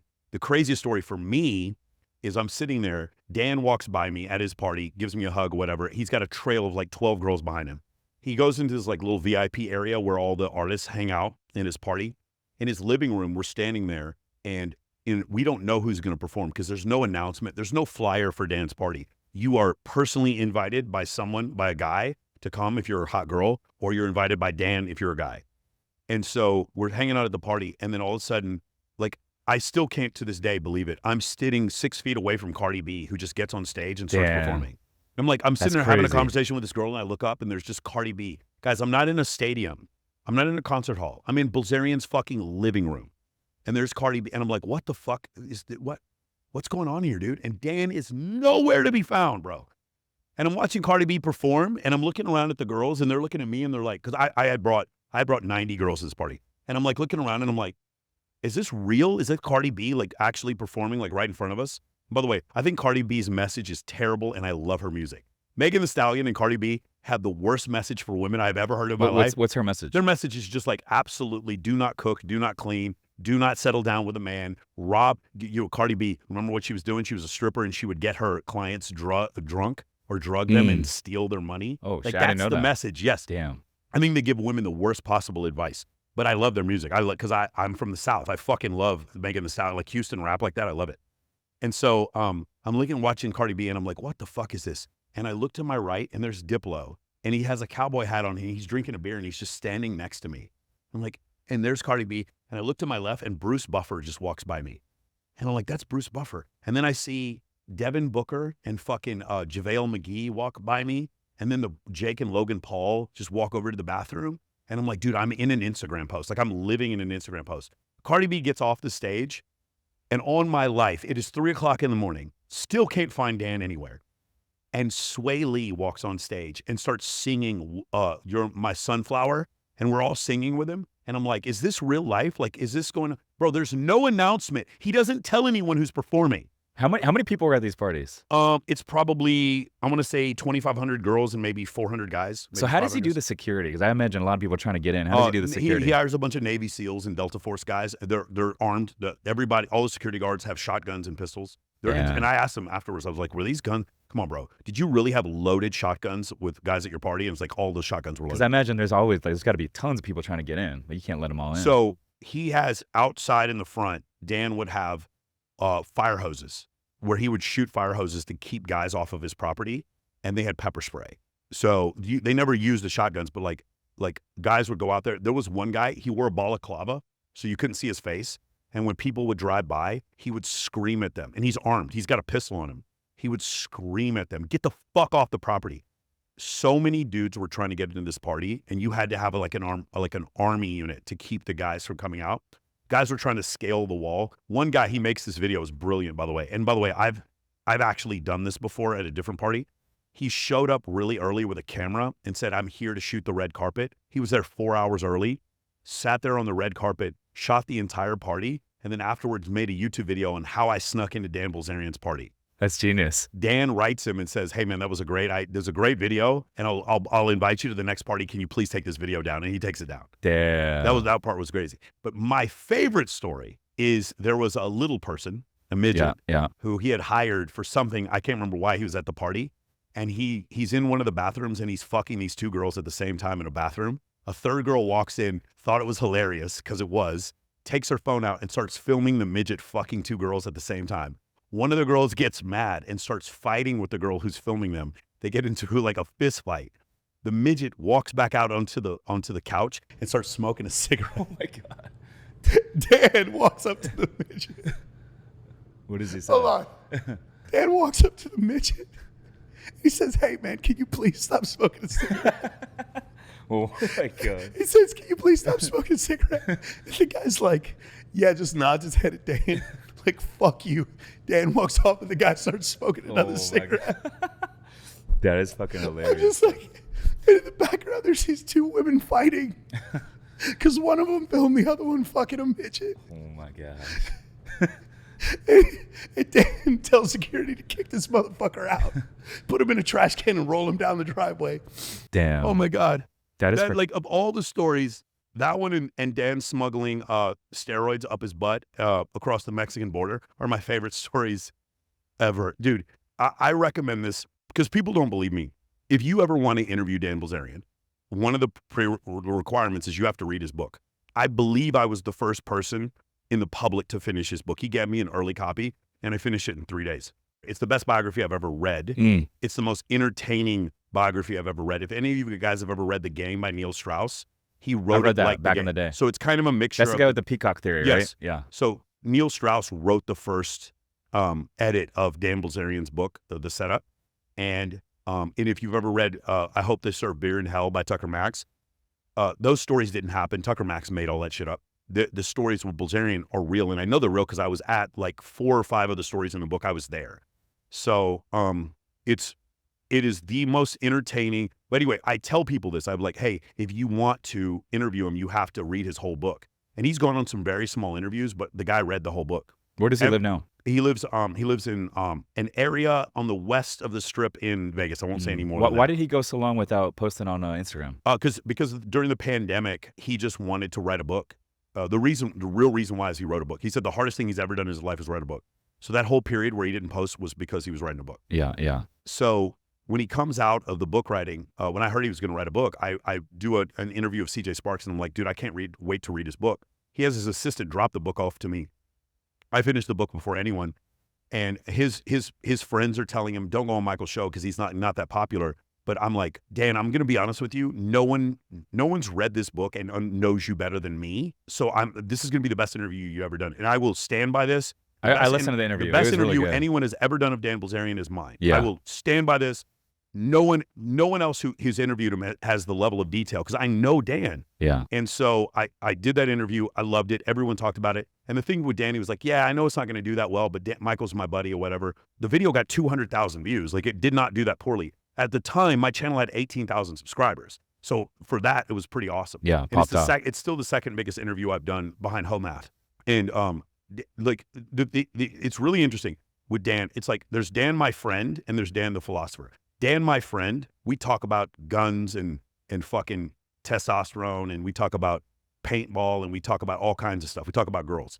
Dan, my friend, is one of the most generous people I've ever met in my life, and Dan, my friend, is hilarious. If you guys have ever met like an old Navy NCO who tells really good stories, that's Dan. Dan tells really good stories.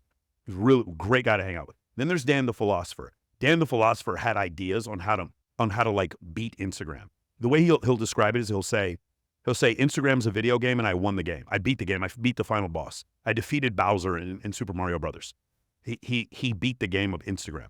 And Dan, the philosopher, believes in pre-selection more than anyone I've ever seen, or rather he's used pre-selection better than anyone I've ever seen. Dan has used pre-selection better than any human on the planet other than Hugh Hefner. Give me an example of that.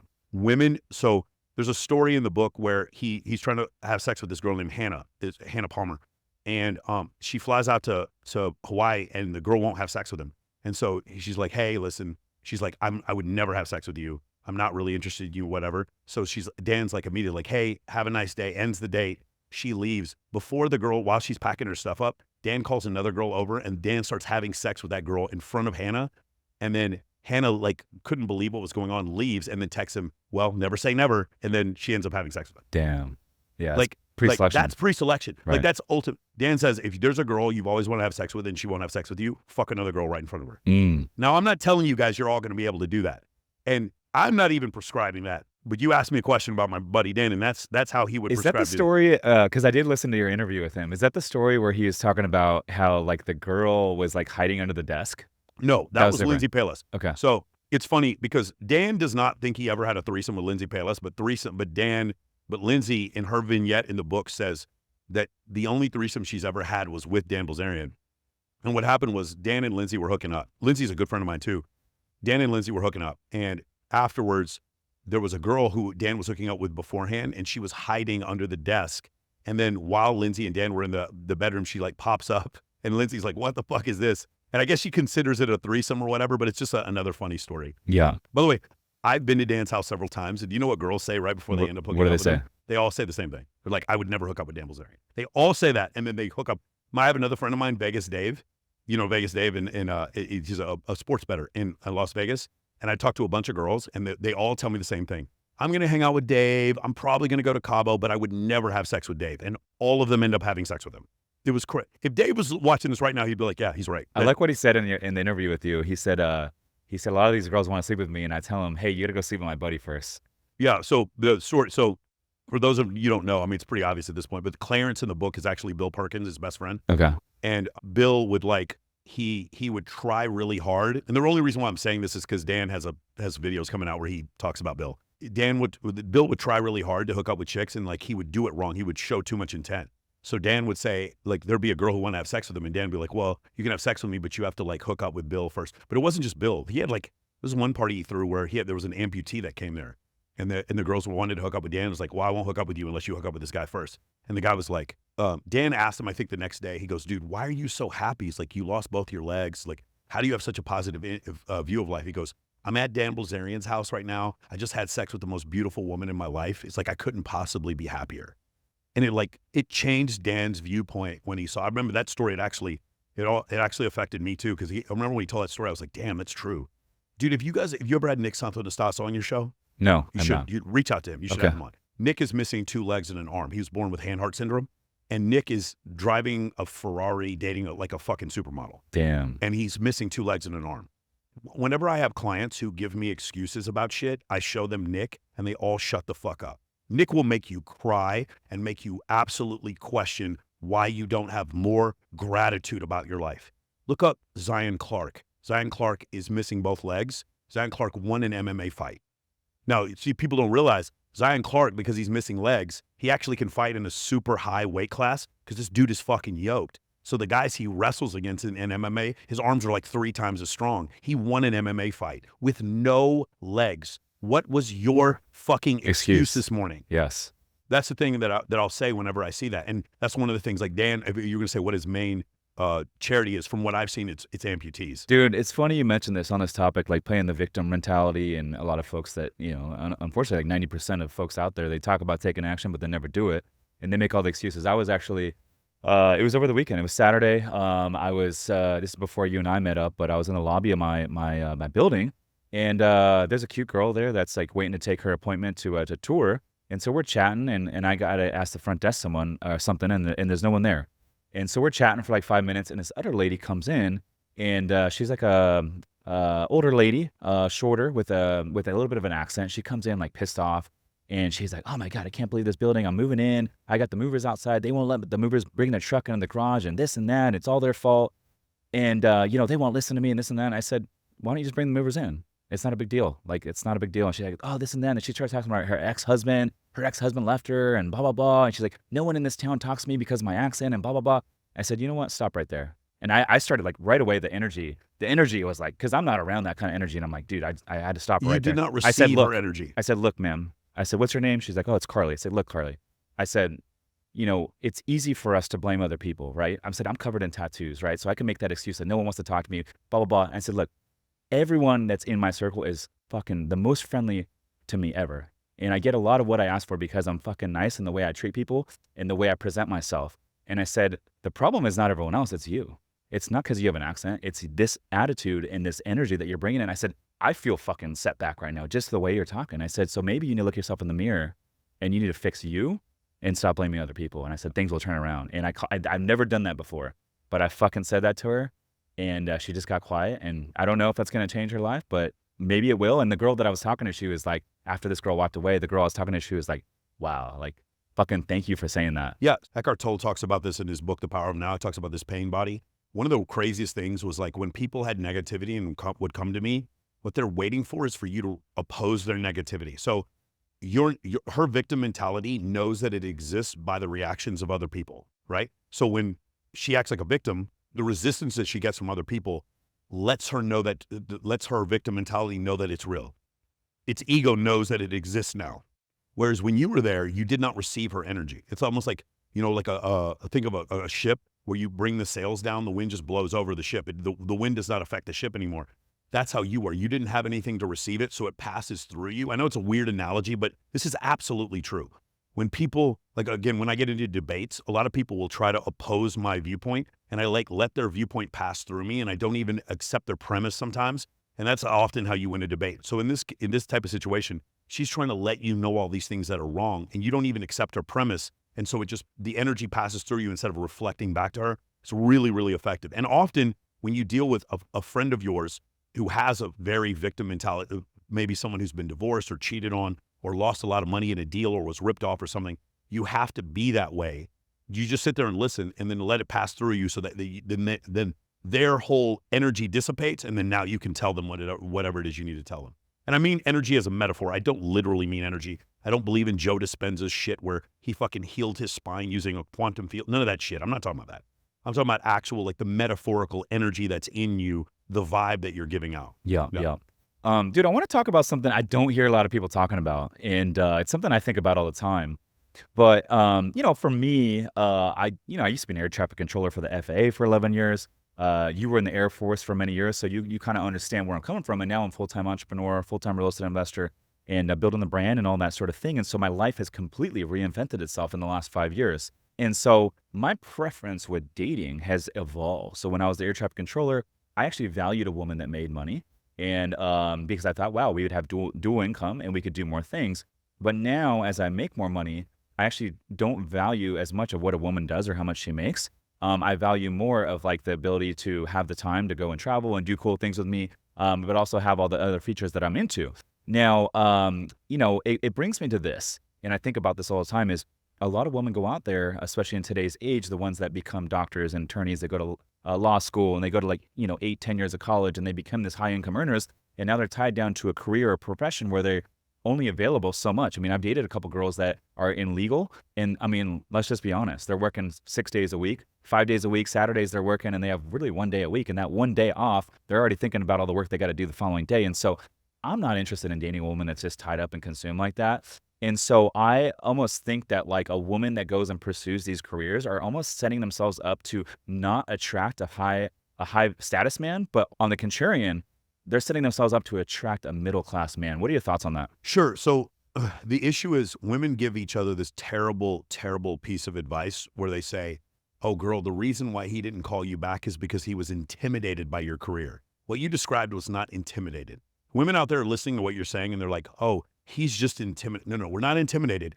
I need space for us to have sex and then eventually a family and go on vacations together and spend quality time together. I can't do that if you're not available for that.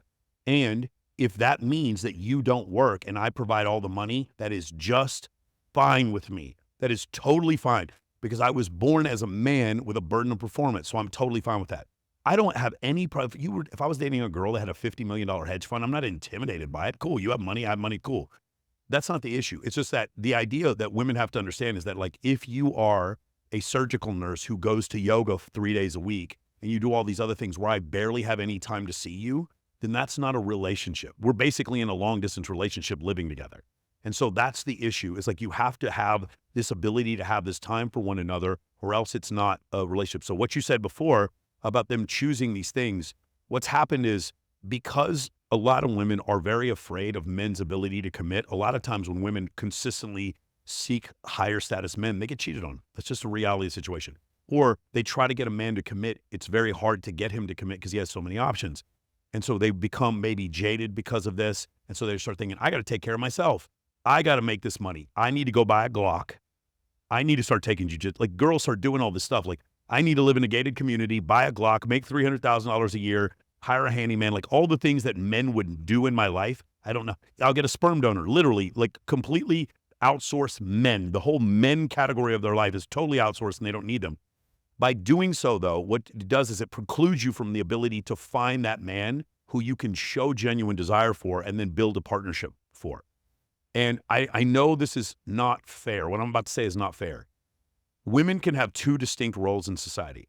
Women can be a breadwinner, or they can be a bad bitch. They can be Cardi B. They can be all these independent things. They actually can function in society like that. I know a lot of women. One of my good friends, she lives in Miami, makes $500,000 a year, has been single her whole life, and she's happy. She's a model. She's gorgeous. She just doesn't want to settle down with any guy. No guy's good enough for her. And then another type of woman can be a homemaker.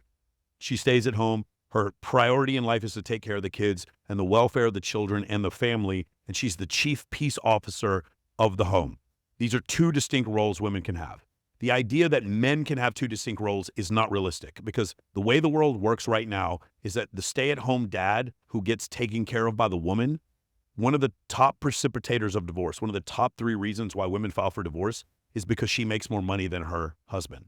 And so who's the one typically in that situation that's wanting the divorce? The woman or the man? 80% of divorces, 70 or 80% of divorces are initiated by women. It's almost always women who want And the in that divorce. situation with the stay-at-home husband, is Yes. the woman more likely to cheat because she has more options Well, I mean, and he probably probably more has likely, less options? she's more likely to be dissatisfied in the relationship and then leave.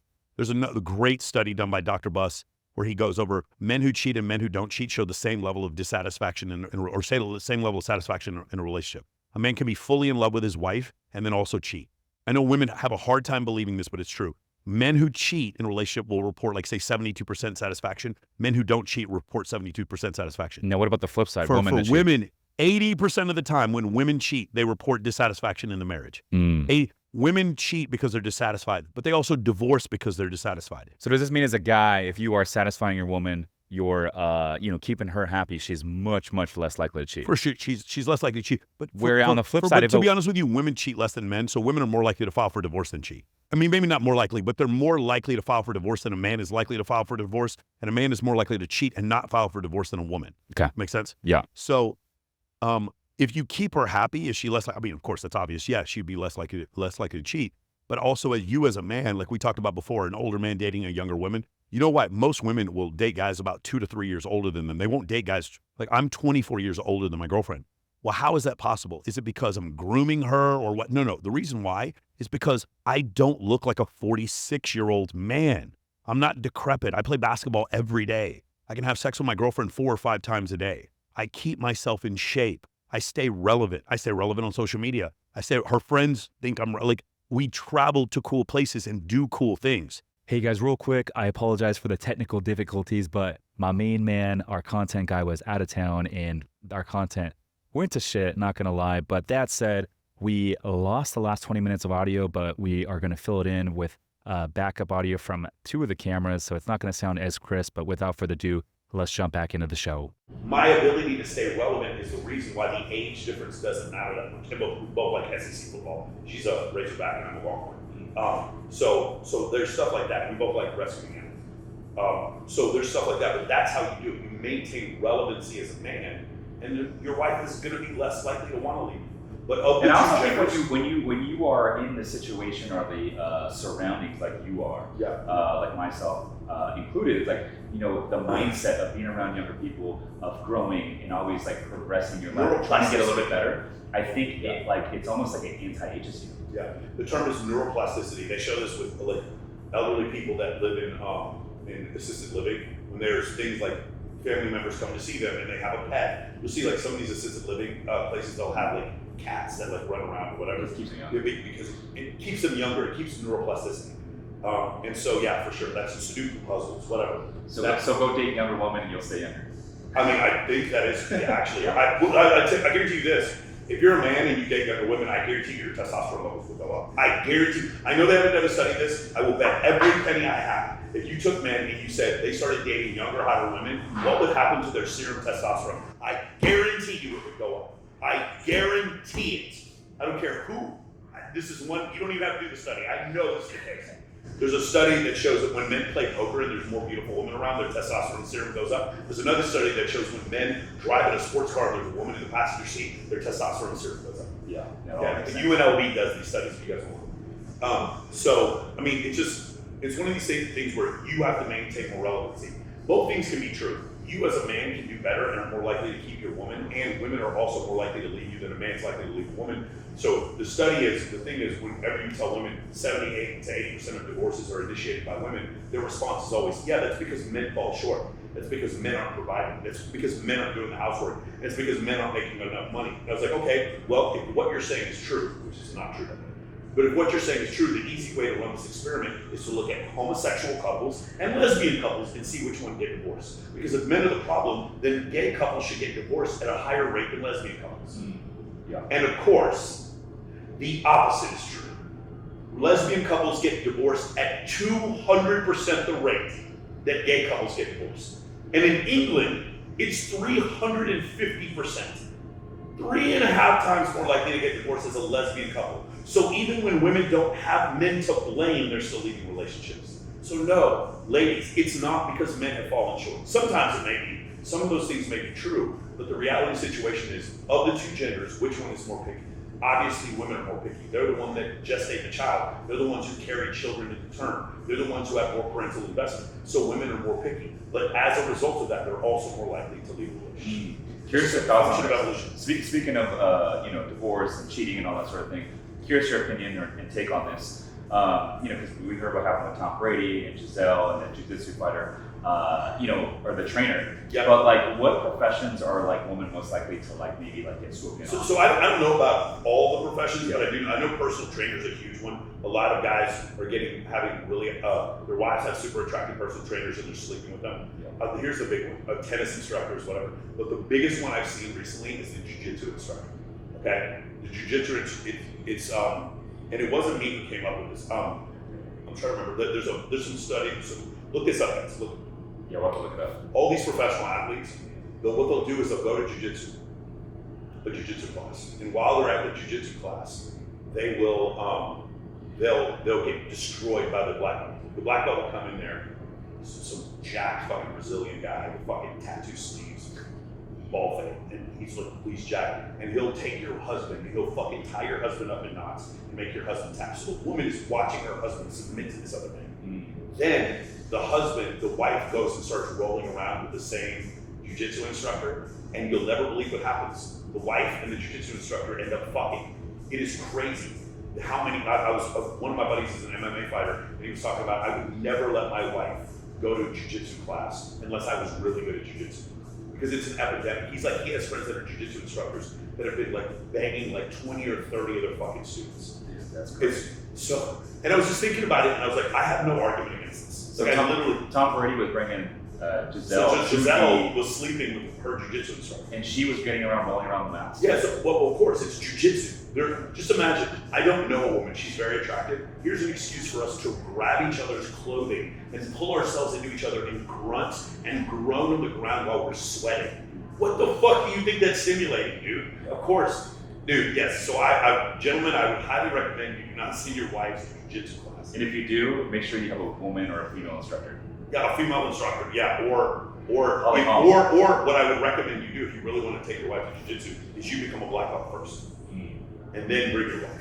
Yeah, that would be the thing I would say. Dude, what are your thoughts on, I think you get an interesting take on this. What are your thoughts on the likelihood that World War III happens again? I hear about this all the time. So this is going to piss a lot of people off, and you're going to get a bunch of comments in the bottom as soon as I say this. Russia's military is garbage. Garbage is being nice. Garbage is actually, to call it garbage is an insult to garbage.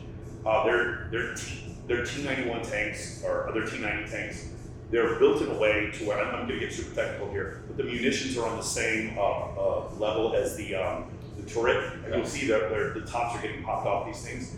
The United States is giving Ukraine these javelins. These javelin missiles cost $500,000, and the tanks that they're blowing up cost $4 million. Do the math, it doesn't work very well. There's the Russian military, they have 5,900 tactical nukes, and I'll bet you not 10 of them work. Like, people don't understand. Russia has a GDP the size of Mexico. Let me say that one more time because people don't believe me. Russia has a GDP the size of Mexico. They have a smaller GDP than Italy. And you think that they're going to start World War III. They're not. Russia has no chance in conventional warfare in any way, shape, or form against NATO. The idea that World War III was going to have to start because of this thing with Israel and Iran, it's not going to happen because no country that has tactical nukes is going to support Iran in this affair. Because all you have is Pakistan and India, and they're not going to war with the United States. So the reality of the situation is because NATO serves its function. Because NATO is a bully, and it is a bully. Yeah. NATO is so big and strong and spends $1 trillion a year on defense. The idea that these other countries are going to be able to stand up to NATO isn't realistic. I'll give you an example. This makes people in Russia so fucking angry when I say this. Finland was told by Russia, if you join NATO, we're going to nuke you. Finland joined NATO, and Russia didn't do shit to them. And now Finland is getting a squadron of F-35 stealth jets sent to them. Sorry, buddy. There's no. The reason why there's not going to be any World War III is because there's not an opposing force. Like when Italy. Now, what about South Korea? Huh? What about South Korea? South Korea? No, North Korea. I'm sorry, North Korea. I'm sorry. Yeah, North Korea is further behind Russia. North Korea is not relevant. Yeah. What they'll do is they'll keep shooting up these ballistic missiles. But it's like the United States. Like, is there a possibility that like one nuke gets through?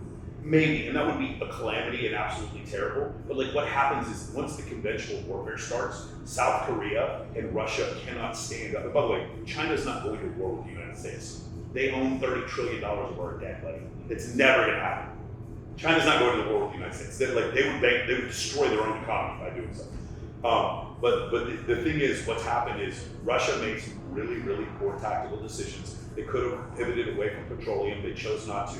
They started threatening their neighbors who wanted to join NATO. They couldn't back up their threats. They saw Ukraine as being the next domino to fall. So they had to invade Ukraine because if they didn't invade Ukraine, Ukraine would start selling their own oil to Germany, would cut off, there's a pipeline that runs through Ukraine and Germany. They would have got cut off. So Russia has to do all this sword routing to try to get people angry. Now here's the problem. Russia's the bad guy. I don't care what anyone thinks, they are the bad guy. But the problem is because the Biden administration is funding, is currently in charge, they're sending the money over to Ukraine. People are like, Biden bad, therefore Russia good. You guys have lost the plot. Russia's not the good guy. They're not. Russia is not the good guy. Like, you guys are out of your mind. Russia just ad hoc just invades other countries. And that's the only way they can maintain any level of power. So, no, we're not going into World War III. The reason why we're not going to World War III is because of the F-15, the F-16, the F-22, the F-35, the F-117, the B-2, the KC-135, the KC-10. the Seawolf class submarines, the Ohio class submarines, the Los Angeles class submarines, there's no way. There's not going to stand up to Bradley fighting vehicles or M1 Abrams tanks. There is nothing on this planet that can stand up to U.S. military block weapons. Nothing. And I see a lot of this stuff out here in San Diego and out on the water, cruising around. They did what's called the Pacific Pivot about 4 years ago, because the biggest threat is no longer Middle East, but it's over in the Pacific. So they reposition all the Navy ships out here. So I see all these freaking Navy ships. There's probably like 35 of them out here in San Diego. All the aircraft carriers. I mean, there's stuff that comes by, and I'm like, I've never seen that one before. It's massive. The United States has 11 Nimitz class aircraft carriers. 11. Russia has 0. And how many of those are in San Diego, you think? Oh, in San Diego, the depot's here, so we'll have 2 or 3 at a time, whatever. But like, there's no force on Earth that can stand up to a U.S. carrier. Let me say that again. Call my bluff, talk shit, tell me I'm an idiot, talk about how trans people are taking over our government. I don't fucking care what you think. There is no force on Earth that can stand up to a U.S. carrier. Nothing. The U.S. carrier is an aircraft carrier? It's an aircraft carrier, but it's also the accompanying submarines and destroyers that go along with the other ships. The whole fleet that rolls out. Dude, it's stealth helicopters, it's fucking F-35s that can take off with VTOL, and it's Seawolf fucking submarines. No force on Earth can stand up to a U.S. carrier. And we have 11 of them. Sorry, this World War III argument is moot.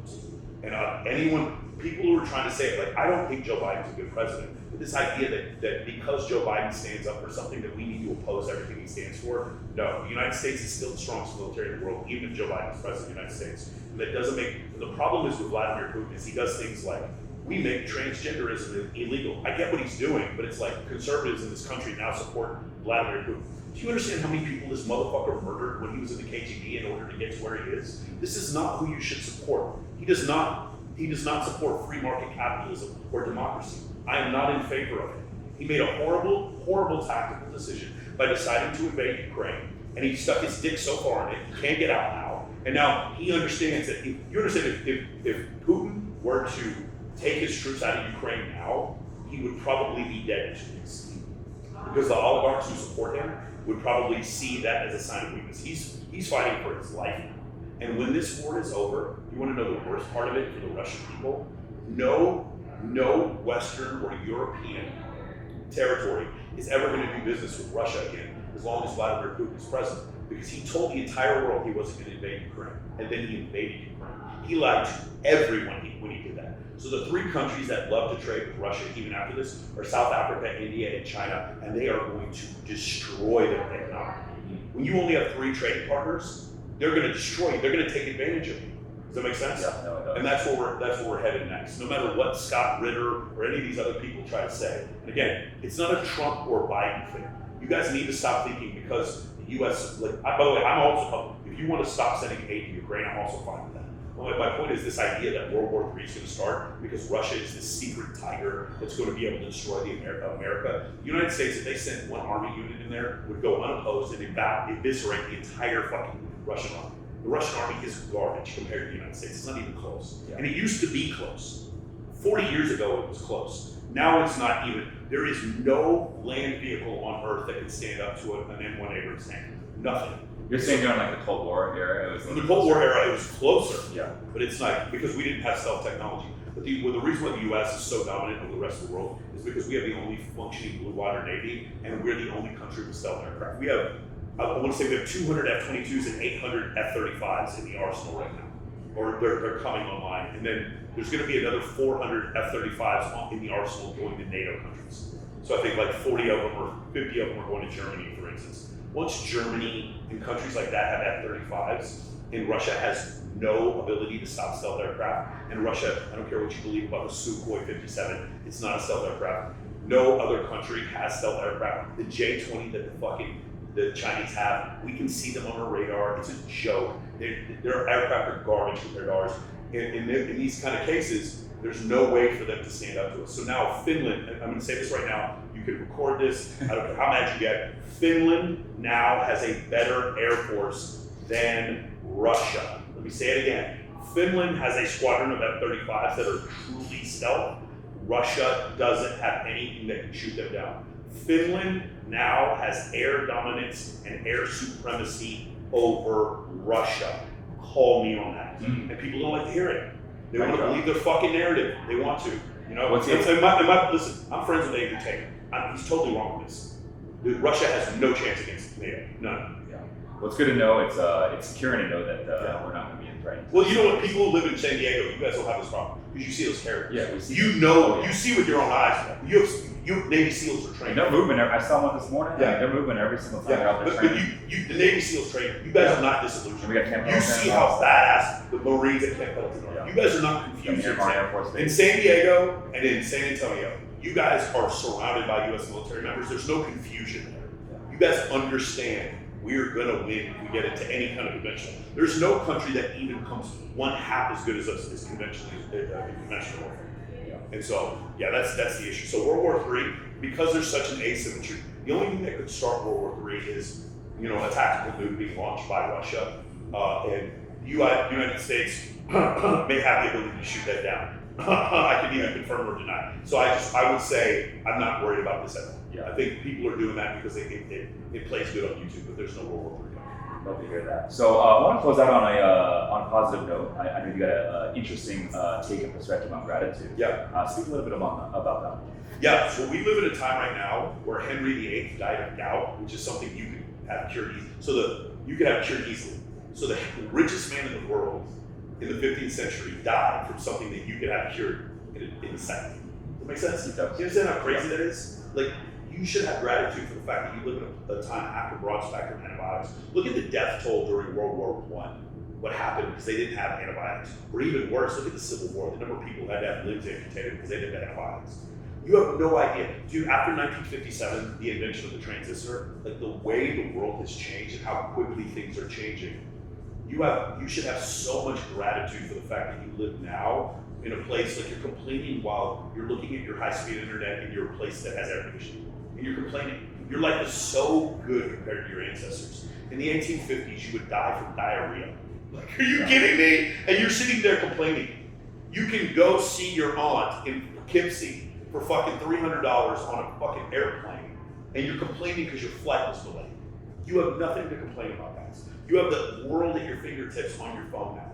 You should have nothing but gratitude. Every night I go to sleep, I'm like, man, I cannot believe how good I am.